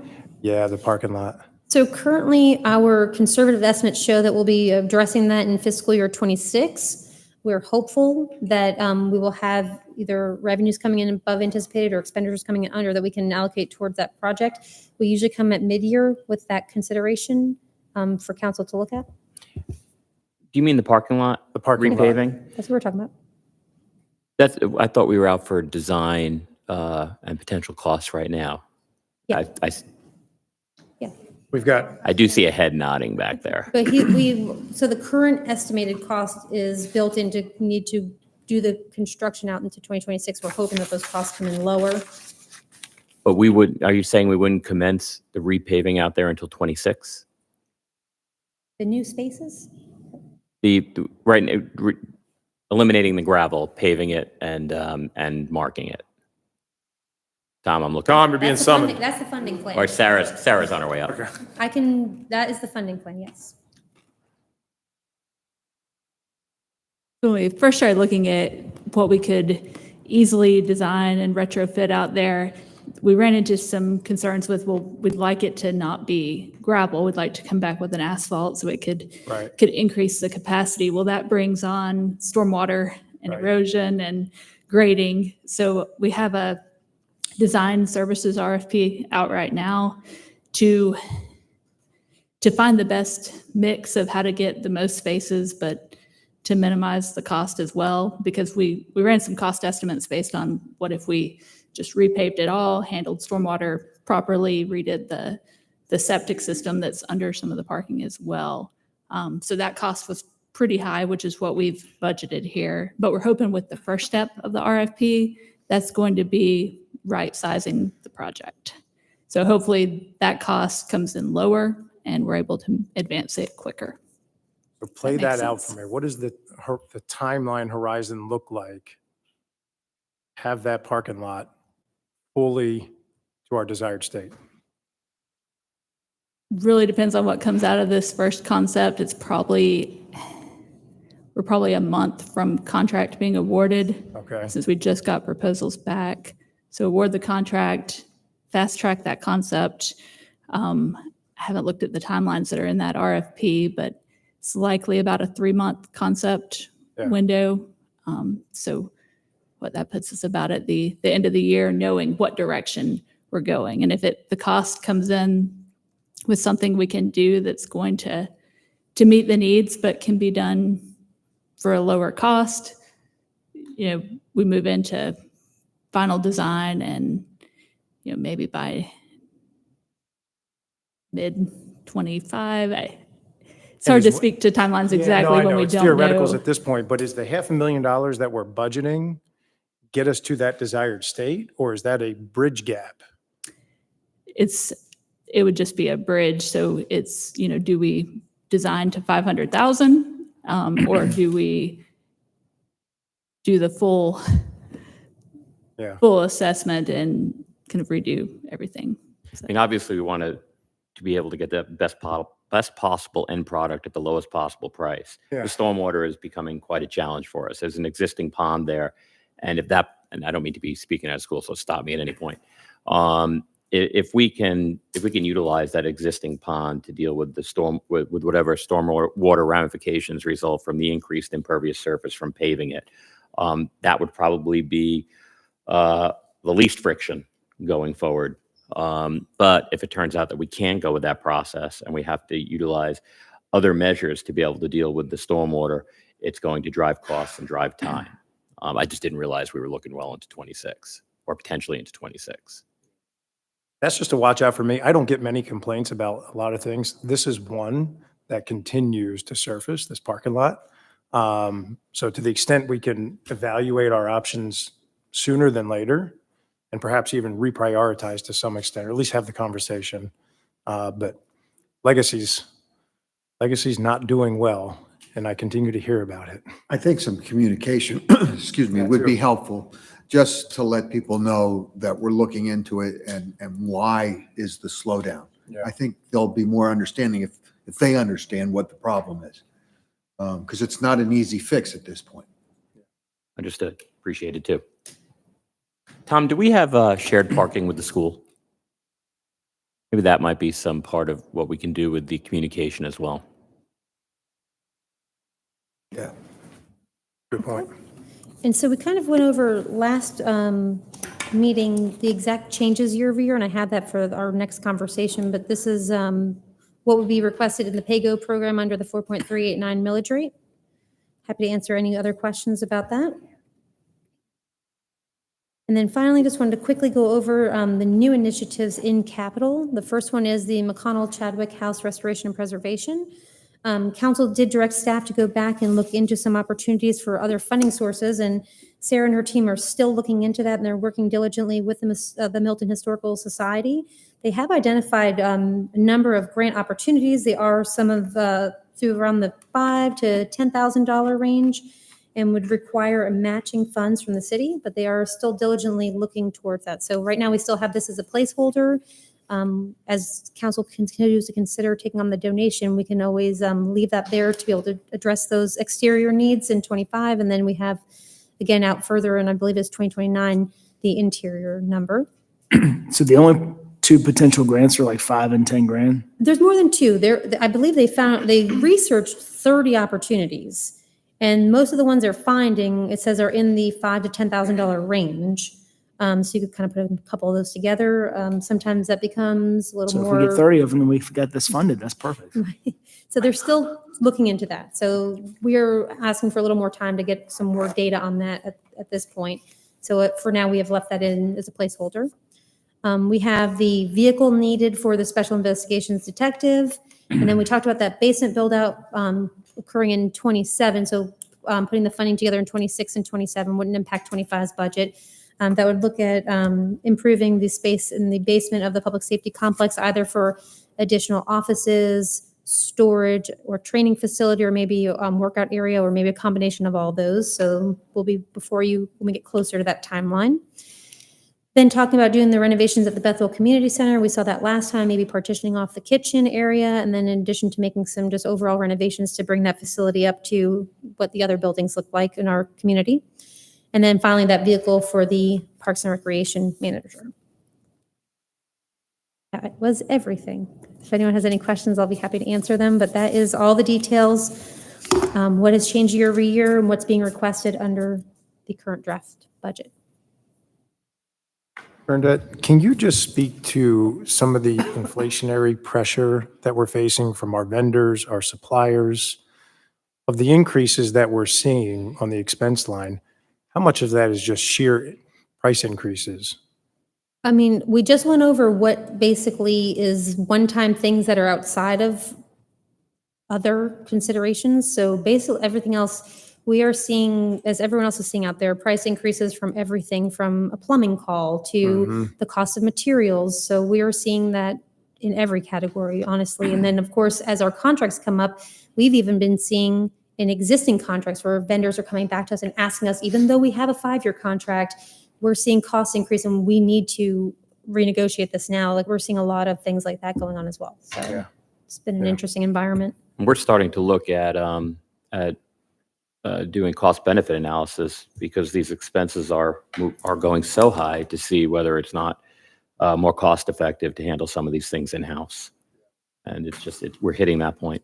I mean, just even in my own business, we've renegotiated and tried to lock in longer term pricing because inflation is just, it's not predictable. Yeah. Obviously, it's impacting us in a negative way. So, yeah, I mean, any measure we can do to thwart off the negative impact. And with government contracts, they're basically at the end of each year open to consideration from either party for needs. So we don't have the ability to really lock in somebody for pricing over a long period of time because it has to be by law. We can't have, it has to be renegotiated at the end of each year. So I have a comment and a question. So over the last number of years, I've noted year over year, we consistently have arguably the best ratio revenues to staff personnel. I don't know exactly what it is, but it's been commendable. And Steve, you might have those numbers off the top of your head, but we lead the region, I think, with efficiency in that way. And I'm trying to lead the witness, just help me here because I don't have all the. I shared that presentation during our millage rate meetings, and we did see that even at a per capita, we are the second lowest in spending, and we look out to just actual spending, we are significantly the lowest in our North Fulton cities on our spending. So that's inclusive of all of our staff, the contracts we have, all of our maintenance and operating on the general fund side. Okay, and the staff additions that we've encouraged when they've come up previously for this coming year, that really doesn't change our position. I mean, they're nominal in the grand scheme of things, as I recall. Is that correct? So yeah, and we will look every year at making sure that the changes we make are still in line with our approach towards being one of the most efficient in the area. And I see. We evaluate each new personnel request on on 10 different categories, including could we introduce technology to be able to avoid the increase? Are there other efficiencies we could find to avoid the increase? And we are able to whittle that down from where we start to where we end up today. And we've been very successful with that. But at the end of the day, with the increase in services, the increase in programs, and the increase in some of these unfunded mandates we get from the state, and nothing against that, but it's just what we all deal with. It's very difficult to keep up with the current staff level, to the point where Bernadette kind of glossed over it before, but right now I have our 2 deputy city managers doing payroll, and that's just not cost. Well, no, that, You're spending too much money on that caught salaries my to be ear. doing that job. Yeah, I heard that loud and clear. Yeah, I would just like to underscore the point that we have some departments that are a department of one, and we run thin. We do. So I was glad to see some of those part-time positions and a couple of full-time positions. So that's good. I'll just make one comment too around the hirings and increases. You look at our city's also grown, our population's grown, so it's going to take more people to support the people who are living here. So I think you're going to see that growth as long as we're continuing to grow. So thank you very much. Appreciate it. Do we have any public comment on the budget? We do, Mayor, on How this many, item. how many cards do we have? One for work session, Okay. So, but we have one card for the work session? for this item, Okay. yes. And is it 2 minutes per speaker? Okay. Yes. I'd like to invite Mr. Jeff Dufresne to the podium. Thank you, Jeff Dufresne, 1380 Summit Road, Milton, Georgia. I would like, if appropriate, I would like to have the people with their fingerprints on this project stand behind me without, just as a show of solidarity, or. Sure, I see that row right there. If you Well, we wanna see the stand up. Milton Okay. Historical Society here. I was wondering why they were here. It's great. Yeah. Pat Miller, very much involved in the, and you can sit down. Pat Miller, involved in the Places in Peril. Linda Ferris, Tim Ferris, Byron Foster, Kathy Beck, Phil Beck, and John Bozzolari. Sorry.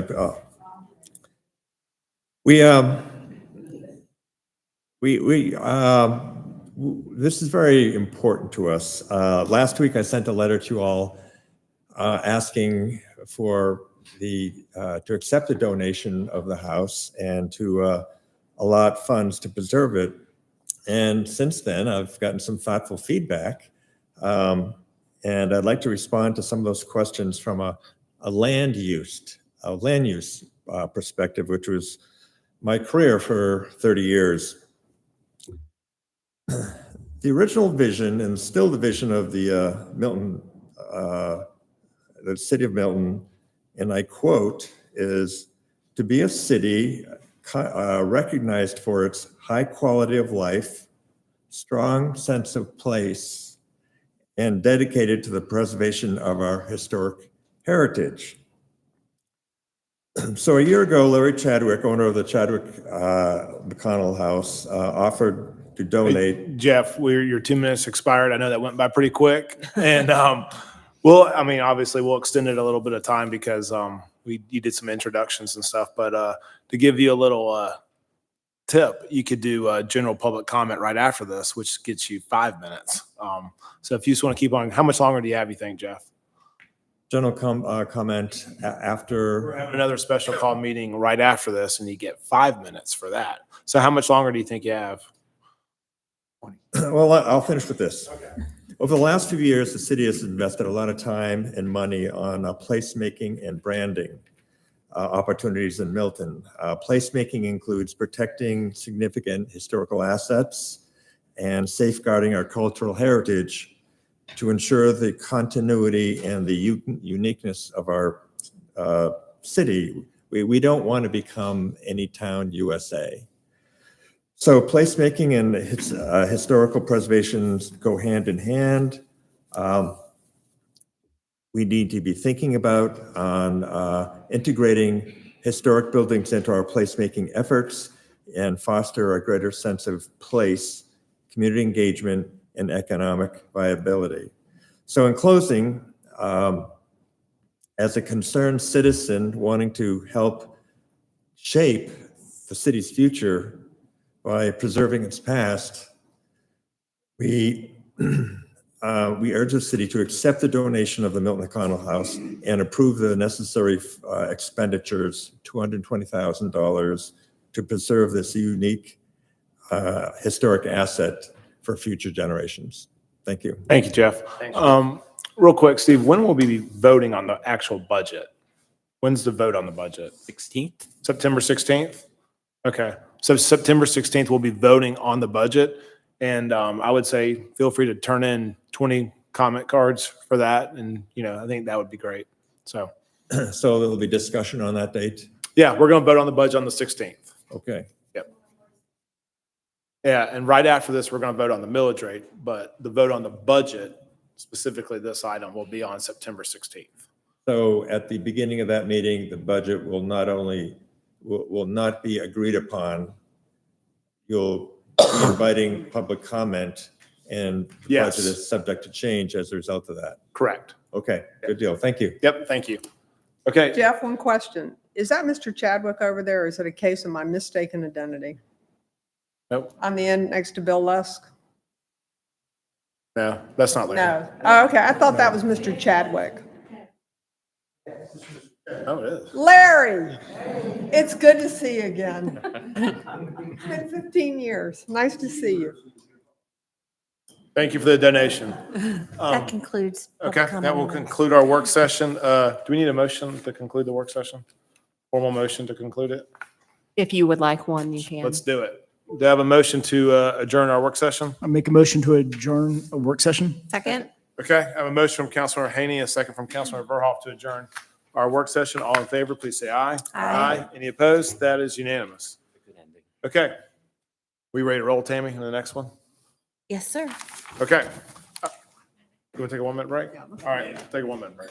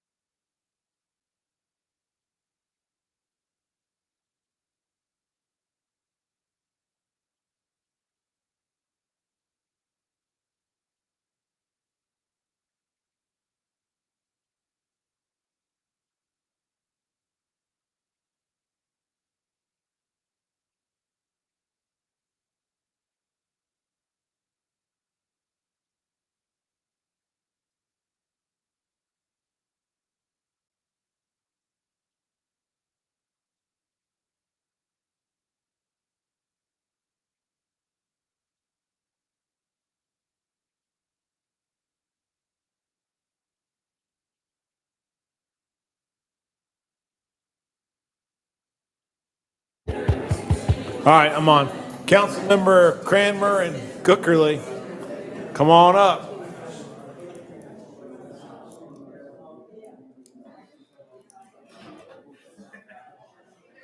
All right, we'll go ahead and get rocking. 3 under public hearing. Okay, but no general?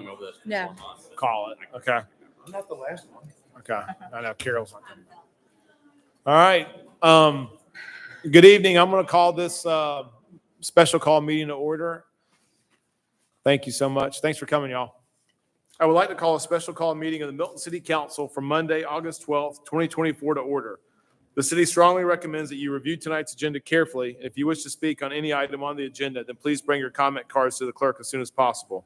While the Milton rules allow a speaker to turn in their comment card up until the clerk calls the agenda item, once the agenda item is called, no more comment cards can be accepted. Will the city clerk please call the roll and make general announcements? Good evening, Mayor and Council. Before I call roll for the August 12th, 2024 special call council meeting, I would like to remind those in attendance to silence all cell phones at this time. Those attending the meeting who would like to make a public comment, you are required to complete a public comment card prior to the agenda item being called. All speakers, when called to the podium, will identify themselves by name, address, and/or organization before beginning your comment. If you are representing an organization, a notarized affidavit is required stating you have the authority to speak on behalf of that organization. Please review tonight's agenda, and if you would like to make a comment, please bring your comment cards to me now. Demonstration of any sort within the chamber is prohibited. Please refrain from any applause, cheering, booing, outburst, or dialogue with any person speaking. Anyone in violation will be asked to leave. Mayor and Council, as I call roll this evening, please confirm your attendance. Mayor Peyton Jamison. Here. Councilmember Andrea Veerhoff. Here. Councilmember Doug Haney. Here. Councilmember Juliette Johnson. Here. Councilmember Carol Cookerly. Here. Councilmember Jan Jacobus. Present. And Councilmember Phil Cranmer. Here. Mayor, you have a quorum. Would everyone please rise for the Pledge of Allegiance? Pledge allegiance to the flag of the United States of America and to the republic for which it stands, one nation, under God, indivisible, with liberty and justice for all. Okay, next is approval of the meeting agenda. We don't have an executive session, correct? We do not. Okay. Do I have a motion to approve the meeting agenda? Make a motion to approve the agenda as presented. Second. Okay, I have a motion from Councilmember Cranmer and a second from Councilmember Cookerly to approve the meeting agenda. All in favor, please say aye. Aye. Any opposed? That is unanimous. Do we have any general public comment? We do not, Mayor. Okay. I will waive the public comment portion, and there is no consent agenda, reports and presentations, or first presentation items. We'll move on to the public hearing. Will the city clerk please sound the items? Mayor, that item is a consideration of an ordinance of the mayor and council of the city of Milton, Georgia, to establish the ad valorem tax rate of the city of Milton for fiscal year 2025 and for other purposes. The first public hearing was at the 8-5 special called meeting. The second public hearing was at the 8-5 regular council meeting. And the third final public hearing is tonight at the 8-12 special called council meeting. It's agenda item number 24224. Our deputy city manager, Ms. Bernadette Harville. Good evening again, Mayor and Council. We have gone over this presentation twice, so I'm just going to kind of hit the highlights, and then I just wanted to show, a couple of years back, we had a formula that we did to show everyone kind of how the math works out year over year to see what the different millage rates look like. We can talk about, as we discussed, what different millage rates will bring in, the difference in revenues that we need to look for in the budget, so I have a couple of things that we can work on from that perspective. But again, we have our main definitions here. A mill is $1 per $1,000 assessed property value, or 0.001 times the assessed value. Reminder that fair market value is that is assessed by the Fulton County Board of Assessors, not anything you might see from another real estate agency or Zillow or anything of the like. And your assessor or taxable value is 40% of that fair market value. Then you take away your exemptions after that, and that'll be what your millage rate is multiplied by to get your taxes owed. We talk about that rollback rate, which is the previous year's millage rate minus the millage equivalent to the total net assessed value added by reassessments. And then we have the millage equivalent, which is that equation where we take the reassessments of existing real property and divide it by the current year's net digest and then multiply that by the prior year's millage rate to kind of assign what the value in a millage rate perspective is of the reassessment of existing real property versus any additional properties coming online. Talked about the required public hearings. We held the first two on August 5th, and this is our third and final public hearing as required by law. Anytime the advertised millage rate exceeds that rollback rate. And again, we advertised at 4.389 mils, which is the current millage rate, allowing council the flexibility to go anywhere up to that millage rate. By law, we have the ability to go up to 4.731 mils, which would require additional public hearings if we wanted to consider that. Here are the ads that were placed in the paper. And then we have that snapshot of the PT 32.1 to show everyone where we got those numbers from, just trying to be really transparent so everyone can see what Fulton County prepared for us when we had to use for those advertisements. We did the math for everyone so they can see how we get to those numbers that are in the ads.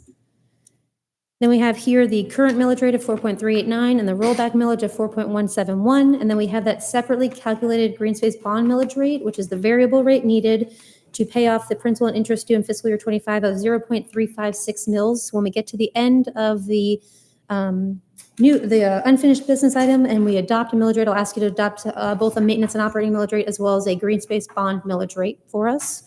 You can see in the middle there are maintenance and operating millage rates going back to incorporation.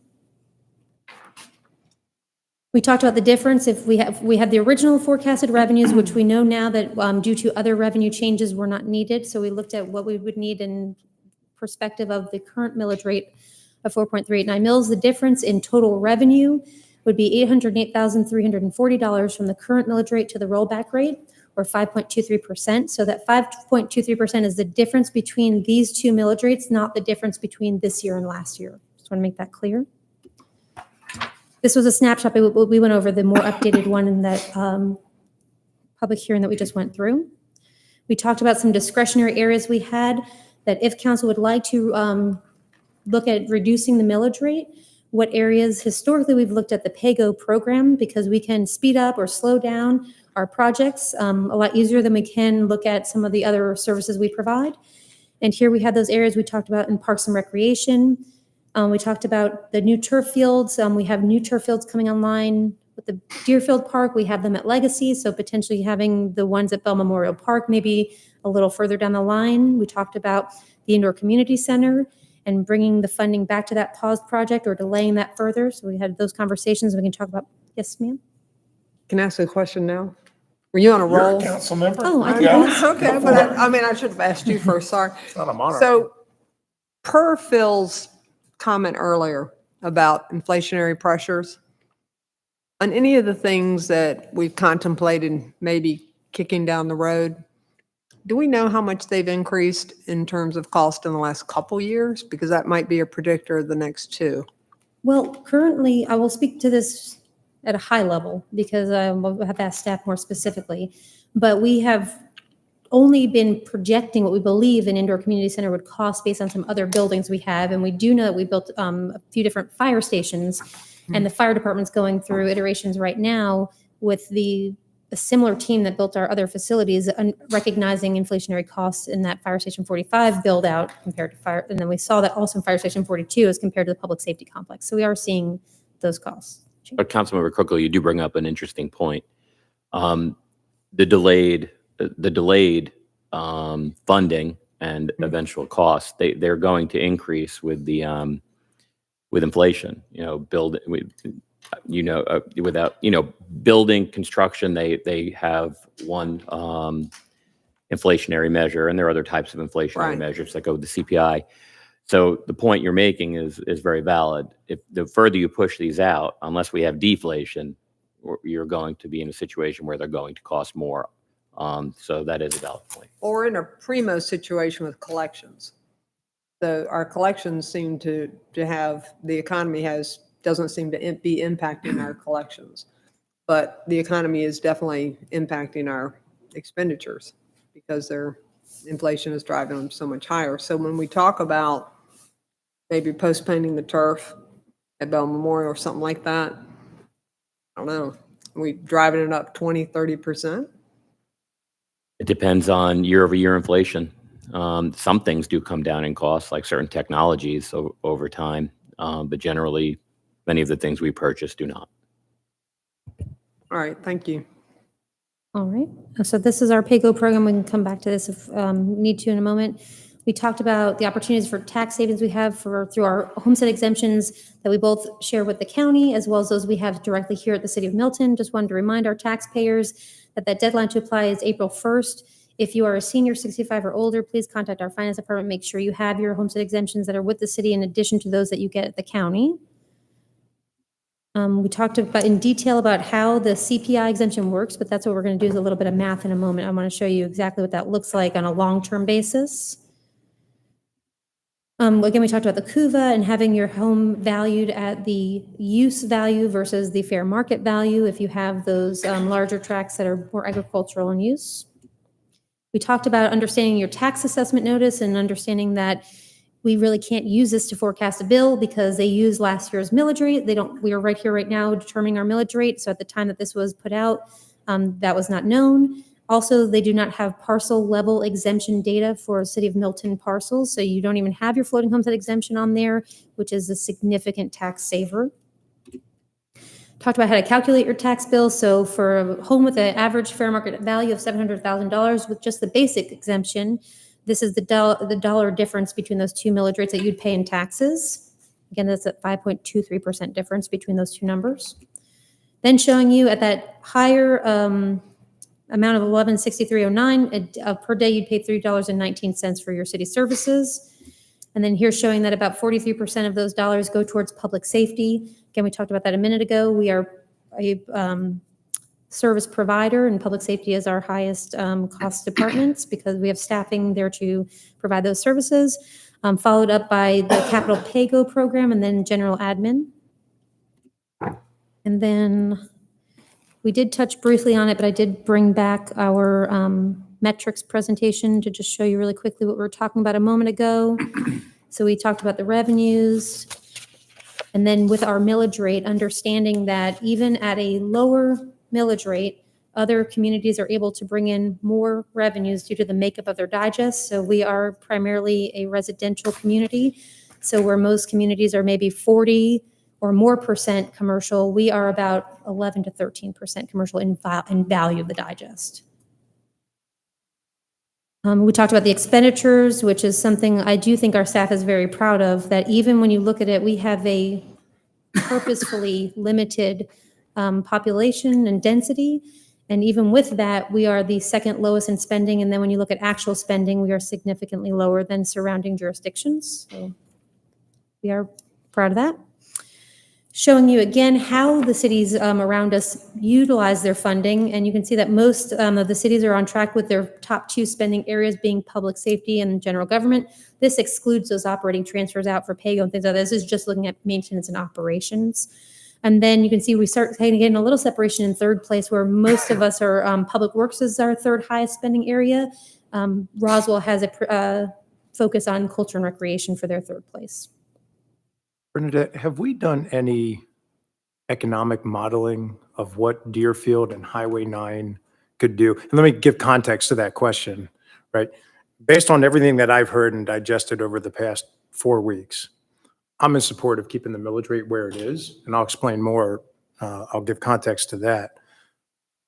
But the point of my question is, once we turn on the economic drivers within Deerfield and Highway 9, right, that's obviously going to yield us a significant more revenue, taking the burden off the homeowners.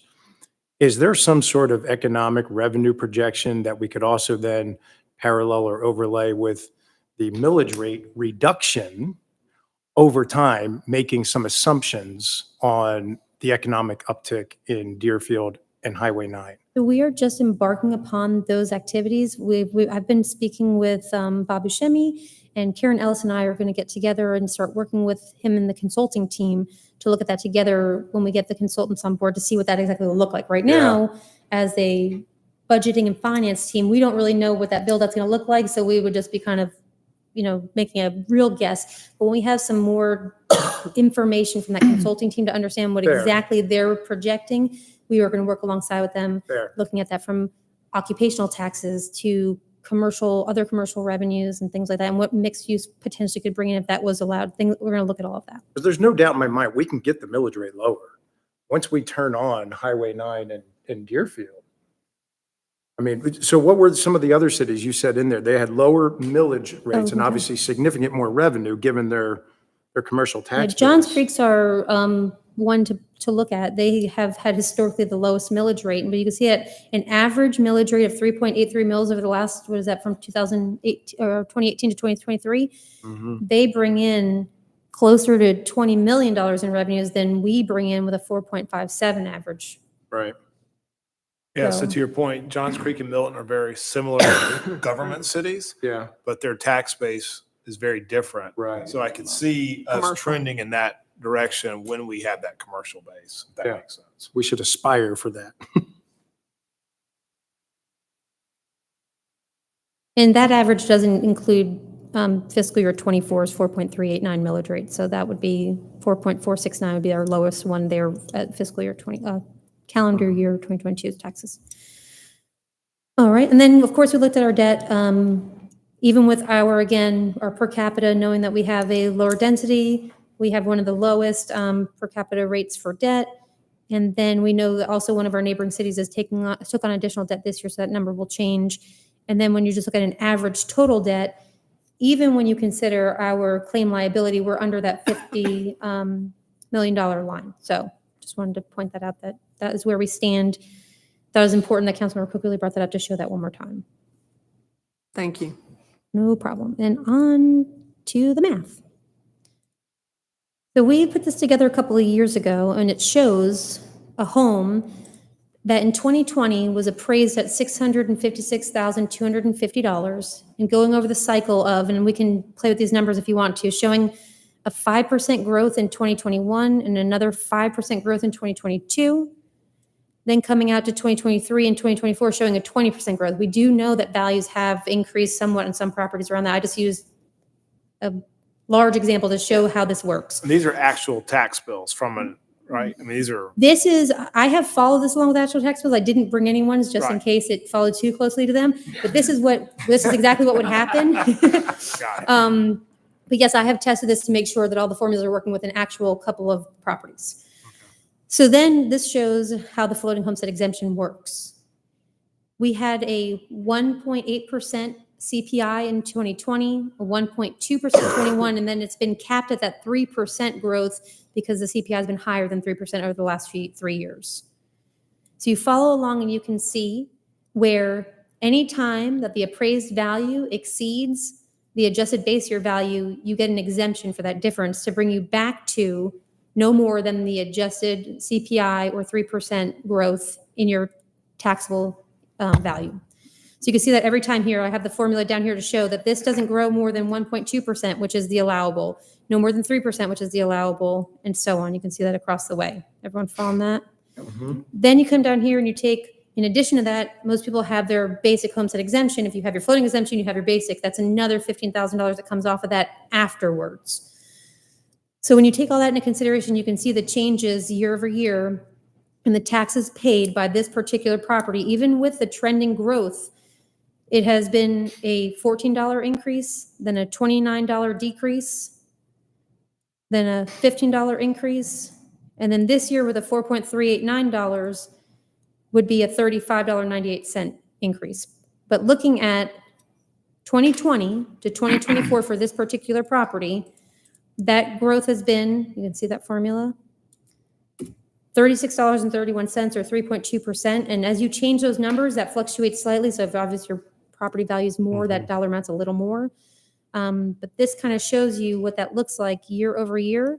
And this example is not taking into consideration if you have any other senior exemptions or the one-time HTRG grant that was last year. It was one time from the state. It's not happening again, so I didn't even bother putting that in there.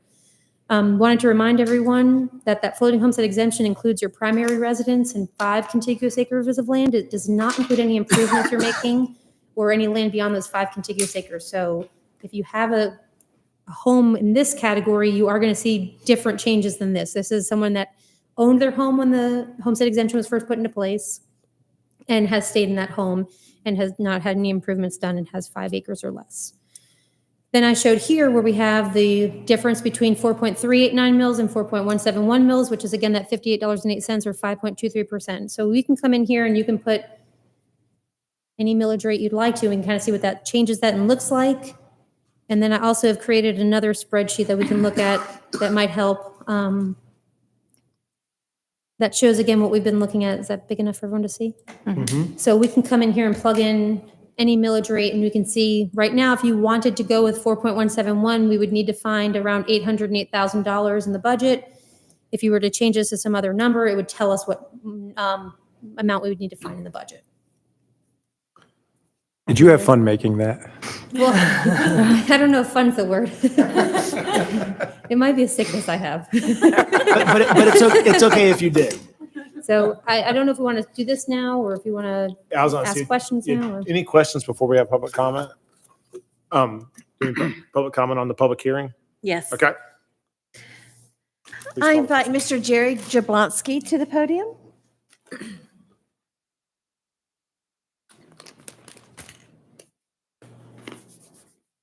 Gary Jablonski, 2680 Grass We View have 5 Drive. minutes on this real quick? 5 minutes, 5 minutes. yes. 5 minutes? I'll do less than that. I'm a senior citizen living in Milton on a fixed income. I did not choose to live in Milton. I was annexed into it. So that tempers my comments. Having said that, I'm reasonably satisfied with the city government and the services, but I do have some issues on certain topics. I'm not going to bring them up here. I believe the city has tried its best to keep the millage rate that we're talking about reasonable, and I'm not really opposed to the planned millage rate. Being a senior citizen, I enjoy significant property tax exemption. I'm very grateful to the city for that exemption. And it's basically, along with Fulton County, kept me from leaving Milton. It's unclear to me whether the senior exemption is permanent or needs to be approved each year or on regular intervals. And I asked the assistant city manager that question, and she didn't have a precise answer. So if the city charter or ordinance does not include any termination date, I recommend that you immediately incorporate that language into the city charter. If the termination date for this exemption that I've applied for is in the city charter, you've done a terrible job at communicating it. So I don't know whether it's going to expire or not. And even some of your employees don't know whether it's going to expire or not. So do a better job of communicating the information about this exemption to the senior citizens. And I realize the city does not derive a significant revenue from me because of these exemptions. And we've heard the saying, money talks. So an unintended consequence of this senior exemption to this policy is that sadly, I'm silenced. So thank you for your time. Thank you. I'll have an answer to you soon on that. You please call the next speaker. I invite Miss Jessica Buxton. Oh, she did leave. I invite Miss Sarah Moen.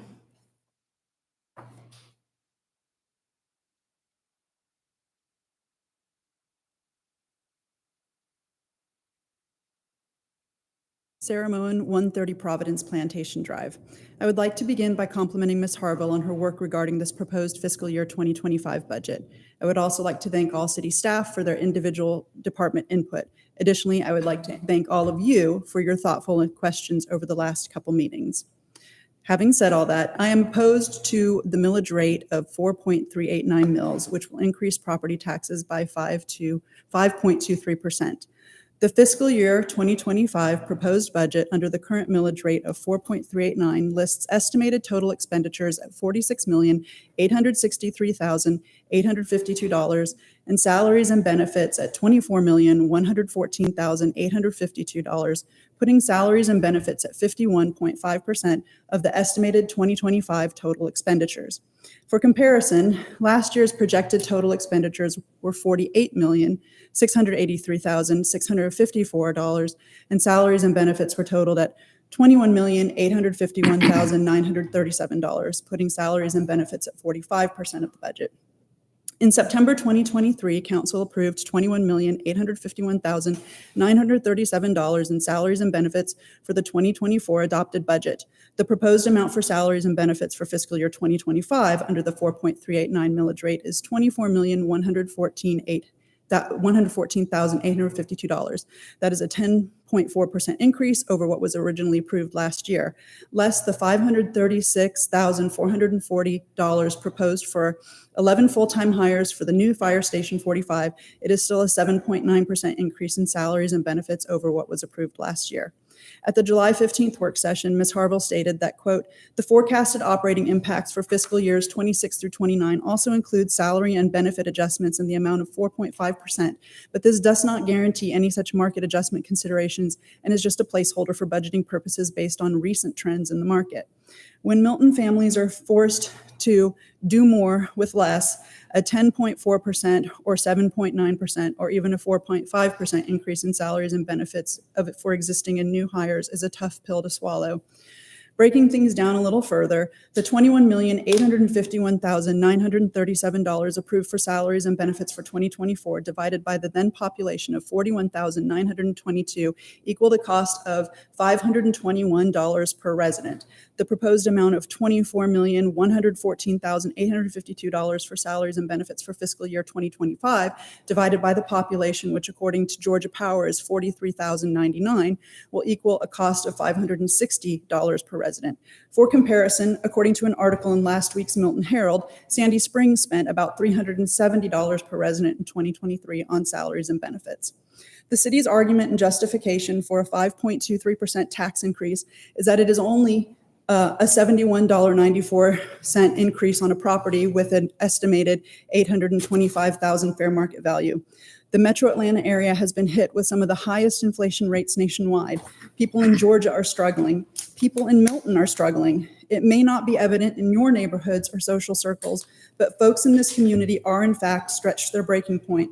To deny that is blissful ignorance, and to propose a tax increase of any amount during these financially uncertain times is tone deaf.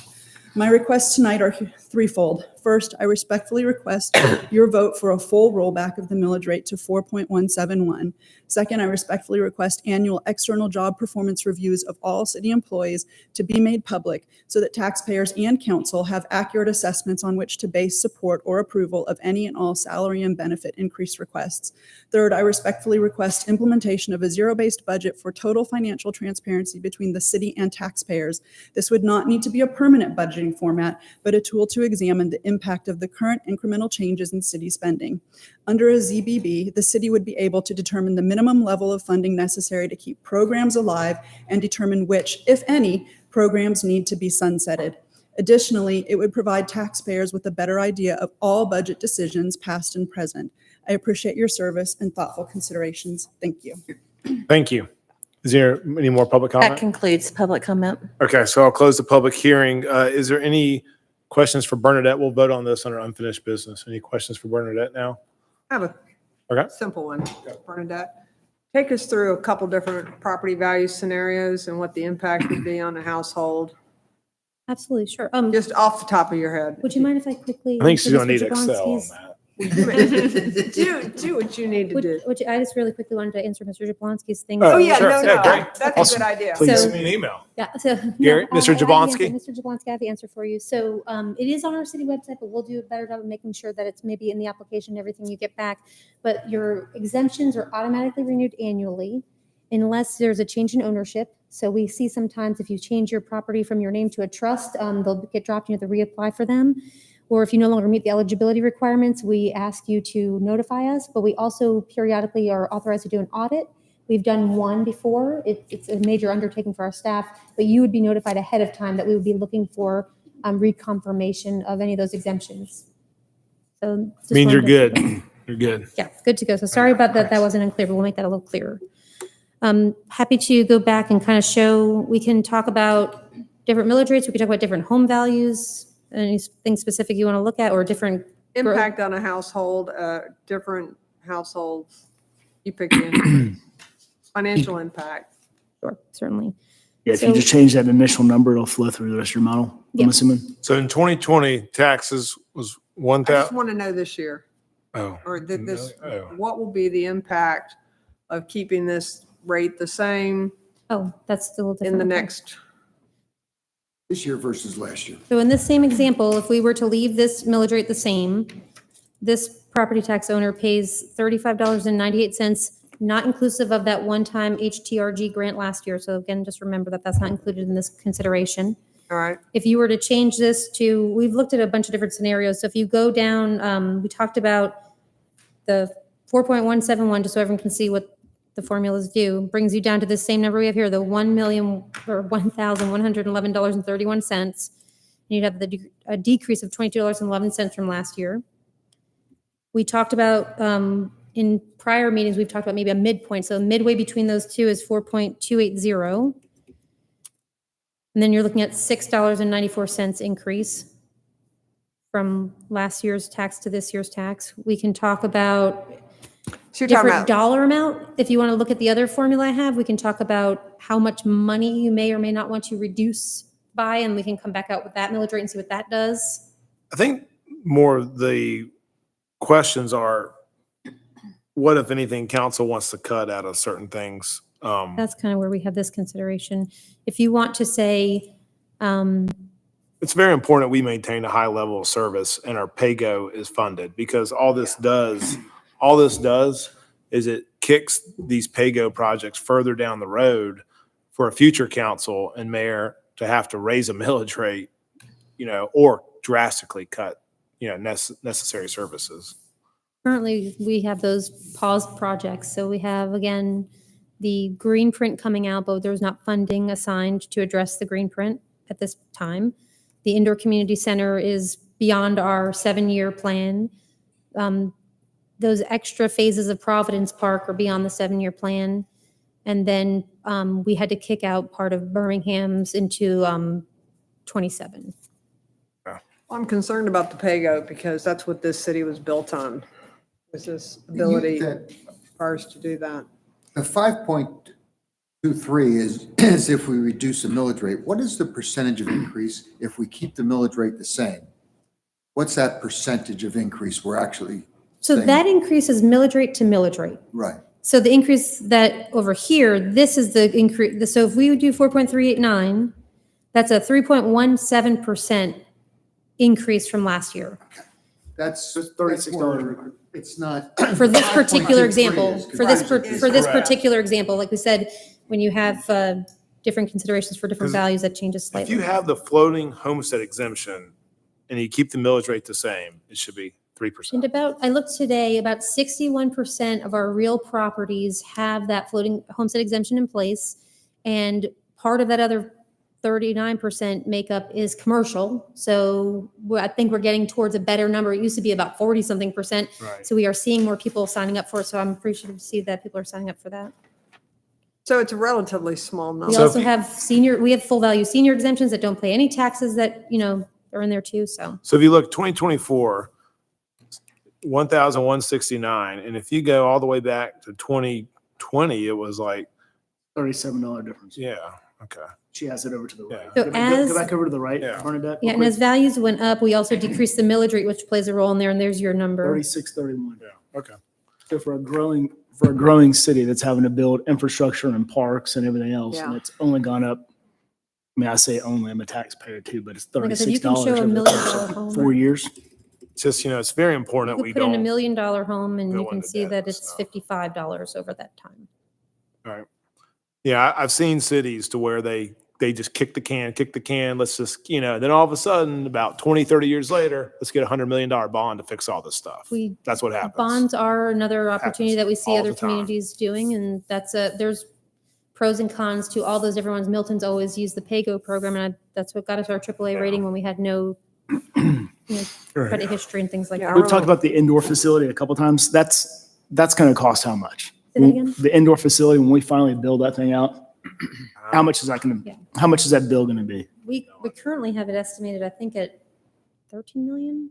And that's I in can year pull that what? back up. But what? and what- Oh, we're not funded. We were unfunded. I can pull that yeah, back up. that's Well, year. so 13 million was the estimate If that estimate was 2 years ago, then it's probably 26 million. I also don't like to make the things on the fly. Oh, we relook at everything. Let me just look. You it up. must not We be a relook at those- politician. We Doug will do that we for relook you. at those every year. We I'm look not a back at that. politician. I'm in sales. It would Oh, be, wait. it would be Never significantly mind. more That than doesn't help my the argument, initial does it? $13 million that was forecasted. And depending on what types of facilities you incorporated in there, that would either drive costs or reduce them. But 13 million is no longer a valid number. So even call it 20 million, and we're putting aside how much a year? 400,000 so far. Last year, we didn't put anything. So like my great grandkids might get to enjoy that if we're going to continue only funding that with PAYGO. I think hopefully with the Deerfield and maybe, And we're taking donations. you know, I think there are ways for proper planning and stuff we So can. at 13 million, which we're saying may not be potential, but that's what we're So here- currently here's forecasting. right. We're 6 million still needed at the end of the 7-year plan. 6.4 million. I worry about what's around the corner, so I'm not an advocate of a change. I'm concerned. All right, any other council discussion? We'll vote on this under unfinished business. I can bring this back if we need to. Okay, yeah, that'd be great. Hearing none, we'll just go straight into unfinished business. Is that good, Dan? Consideration of an ordinance of the mayor and council of the city of Milton, Georgia, to establish the ad valorem tax rate of the city of Milton for fiscal year 2025 and other purposes. Ms. Bernadette Harville. And Mayor, there's no public comment on unfinished Okay. business. I don't have any cards. Okay, thank you. I'll close public comment. Any questions for Bernadette before any discussion on the millage rate? You want to put those capital improvements up really quick that we've been talking about? If anybody wants to take a gander or something. But with that, I'll open it for a motion or any discussion. The only thing I'll add, I think the legacy parking lot is not fully accounted for in this budget. I could be wrong, and perhaps we have a follow-up, but between a bridge gap and a full-term solution to a desired state, I'm not sure we're fully accounted. We simply just don't know Yeah. until we get those numbers back. So what are you saying, Phil, this 470? What you're saying is it's going to be more than 470? Correct. Okay, got it. Well, that's in addition to another 500,000 we already have. So here, let me pull up that project sheet, might be. But even that is, there still is potentially a gap depending on the stormwater requirements. Jeez, they got pricey. And the speed in which we do it. Right, I heard 2026. I thought for sure we would have this done in 2025. So to the extent we can pull that timeline in and not spread these costs out, what implication would that have to the 2025 budget? I say all that from the standpoint, I think we're understated in this capital budget. And not to say we can't move things, right, when we vote on in September. All I'm suggesting is, I think there's things that aren't accounted for. That's all. And you can move things next year as well. We do amendments and move money when Okay. necessary. You're not stuck with where you've allocated those funds for next year. We're hopeful that we get a positive result back, and perhaps we are fully funded. And if we are fully funded, that speeds up the timeline. And our We conservative, also don't know exactly what we're going to end the year. We could end the year with a sizable surplus that we could take some of that and divert it to there, couldn't we? We will end the year likely with a surplus like we've done in previous years through savings, and we would be able to put that towards any one-time project. If that's what the council decided, it could go towards that project. There's another avenue. and I just wanted to re-highlight that those would be one-time projects. So we Like a can't build take a out. surplus. That and- funds PAYGO though, right? Right. That is we- PAYGO. By our law, we cannot take our excess fund balance and fund recurring. It's not there to try to collect taxes and be able to spend them. That would Right. be one-time projects that are eligible only. And legacy is a one-time project. correct? That's right. So we have several one-time projects that could be sped up. You could put money into the, speeding that up. You could do the turf fields. You could do the indoor community center. You could put it towards any of those one-time projects, not towards staffing or things that would be recurring in nature. And Councilmember Quickly, I'll go back to what you said. You know, the one watch out for me when we went through this presentation the first go around is as compared to years past, we're putting significantly less, $6 million less into PAYGO in 2025. than we have in previous years. And we have unfunded indoor community center, which we just spoke about, any passive park improvements, Providence Park improvements, Birmingham Park, and trails are not yet funded. Can I ask So a we have question about that? P-SPOS 2 coming, Is but that we still accurate? have, Steve's got a, Yeah, it's, Bernadette, could you just address that? I just wanted to address really quickly the two-prong approach we use to our PAYGO program. So at the beginning of the year, we have an amount that's been pretty much systematically similar over time, which is around that $6 to $7 million number. Yeah. That keeps us within a millage rate that is within what we can fund. Then we take anything that's from revenues that came in above our anticipations, or we have vacancy savings, or like we said, if something doesn't need to be spent, our team doesn't spend it. That So delta you're that identifying goes back is the to- difference between those two. So year over year, we generally have a flat approach to, or it's slowly incrementally increasing the amount going into PAYGO.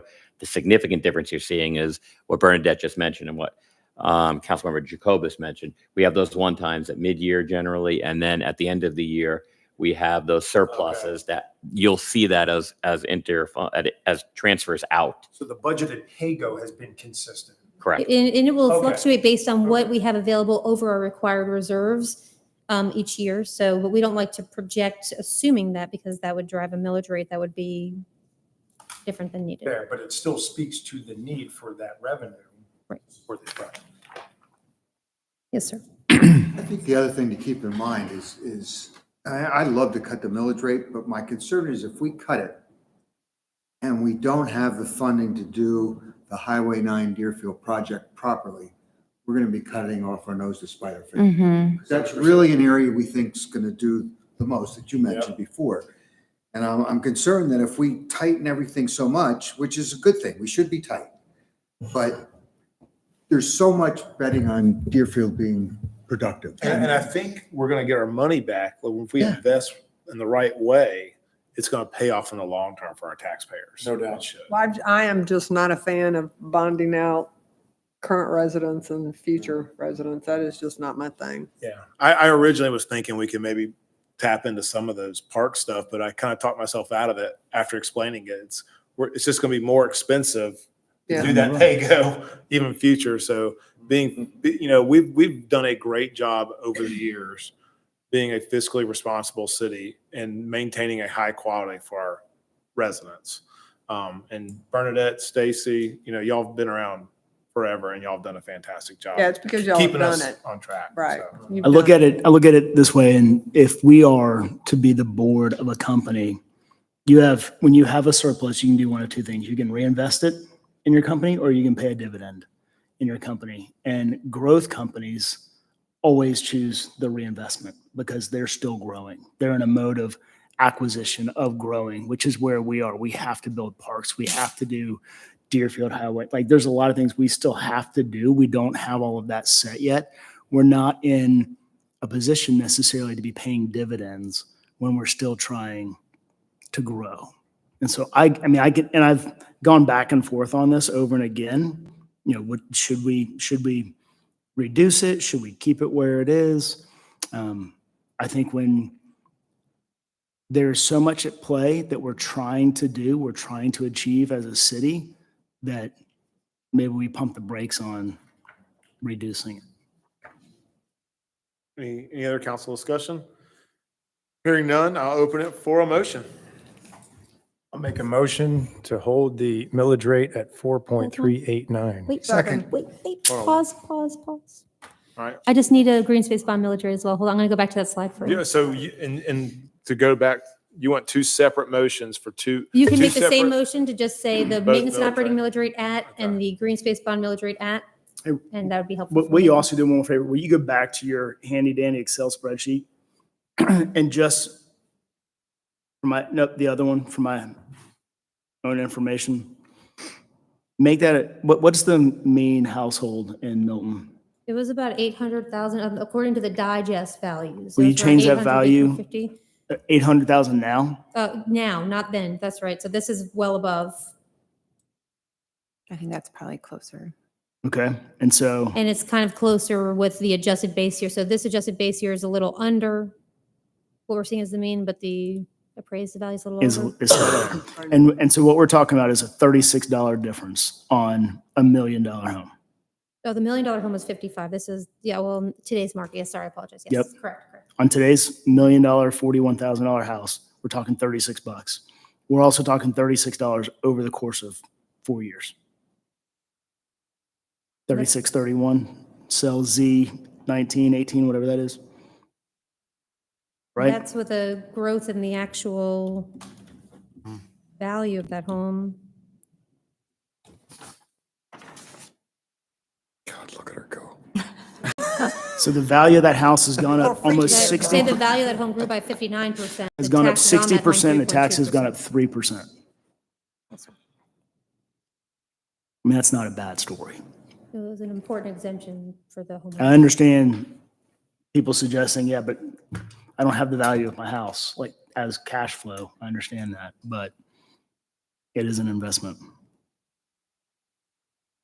All right, All right, so we got 4.389 and yeah.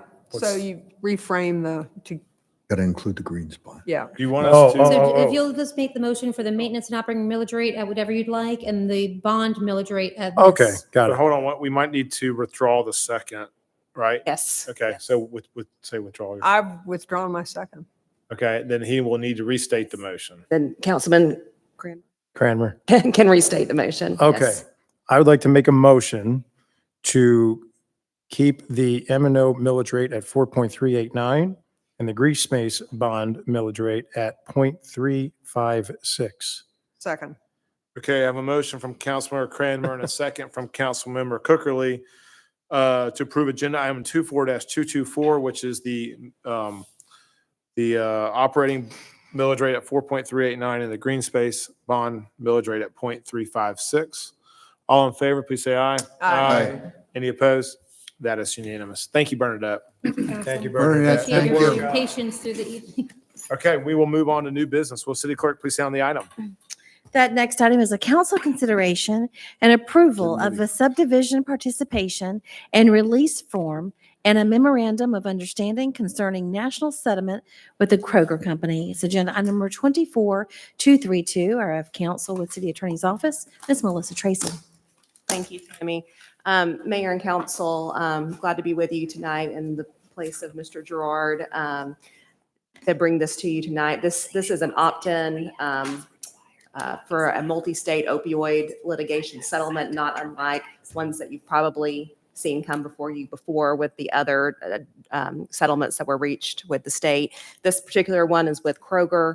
There are 33 participating states in this settlement, is my understanding. There's going to be a total settlement of $1.2 billion that will be allocated amongst the states. And what you're voting on tonight is an opt-in to allow the city of Milton to participate and receive funds directly based on however that shakes out ultimately, because it all depends on the number of jurisdictions that ultimately participate. And then, of course, the state itself is also receiving funds, and there's an opportunity down the road for the city to also receive grant funding through the state. But opting into this tonight, the bottom line is that it would allow you to actually receive some of those funds directly, and then they would be able to be used for the purposes that are allowable under the settlement, which are remediation efforts from the opioid epidemic. But happy to answer any questions you might have. I will just add that I understand that the mayor does need to execute this evening if it is the council's will, because today's the deadline. What is the timing of the settlement? That is a great question, and probably one that I cannot answer with any clarity tonight, because this is the first step. So today's the deadline for these for the local governments to opt in, and we're talking about hundreds of jurisdictions across the state. And then it has to go through the court system, be finally approved, and then that money starts trickling back in. I heard Bernadette talking about some of the funds that y'all have already received tonight. Yeah. And so it's just, it's something that we don't have any control over. It's sort of like, it's a very poor analogy, but it's sort of like the class action Tobacco. that or just in your personal mailbox, you may get something Yeah, that yeah. says you're opt in. If you don't opt in, you lose out. Could be a one-time payment, though? Or be like some sort of annuity type thing? We get several payments. We have a bunch rotating right now. Yeah, it's, Specific to the Kroger settlement?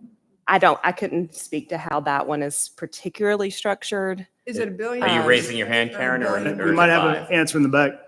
We do get periodic payments probably every other month from the other groups that we settlements on.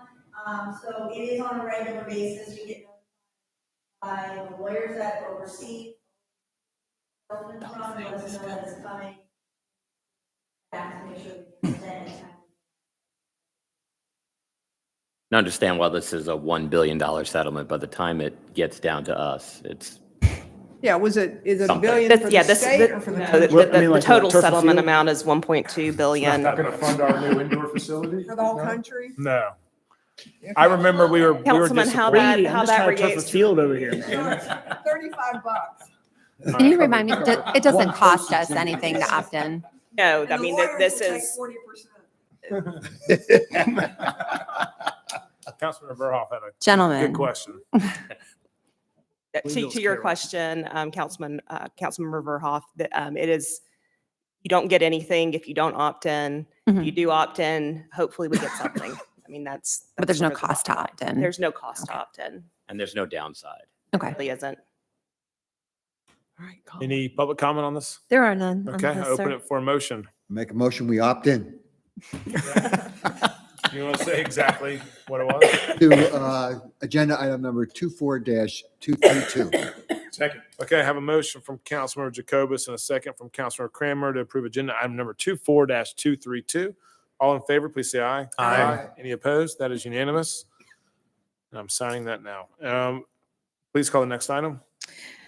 The next item is consideration of a resolution of the Milton City Council appointing members to the Milton Parks and Recreation Authority. We have someone- Our Deputy City Manager, Ms. Bernadette Harville.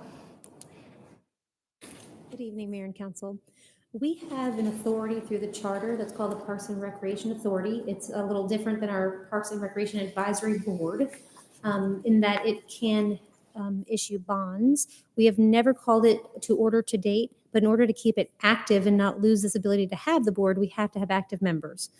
Unlike our Public Buildings and Facilities Authority, which you all are able to be the board of, this one cannot be council. Staff has spoken to council about having the Parks and Recreation Advisory Board members also serve as the Parks and Recreation Authority members. So this is the resolution to assign them to those positions. We spoke with our attorney's office and they can be sworn in at the PRAB meeting this Thursday if you approve the agenda item this evening. Seems easy. Okay, any public comment? There are none. Any questions? Okay, I'll open it for a motion. I'll make a motion to approve agenda item number 24-233. Second. Okay, I have a motion from Councilmember Haney and a second from Councilmember Verhoff to approve agenda item number 24-233. All in favor, please say aye. Aye. Any opposed? That is unanimous. Any council reports? Hearing none, I'll have a motion for adjournment. Make a motion to adjourn? Second? Okay, I have a motion from Councilmember Cranmer and a second from Councilmember Jacobus to adjourn. All in favor, please say aye. Aye. Any opposed? That's unanimous. Thank y'all. Have a good night. Hey, Bernadette, great work. I know that.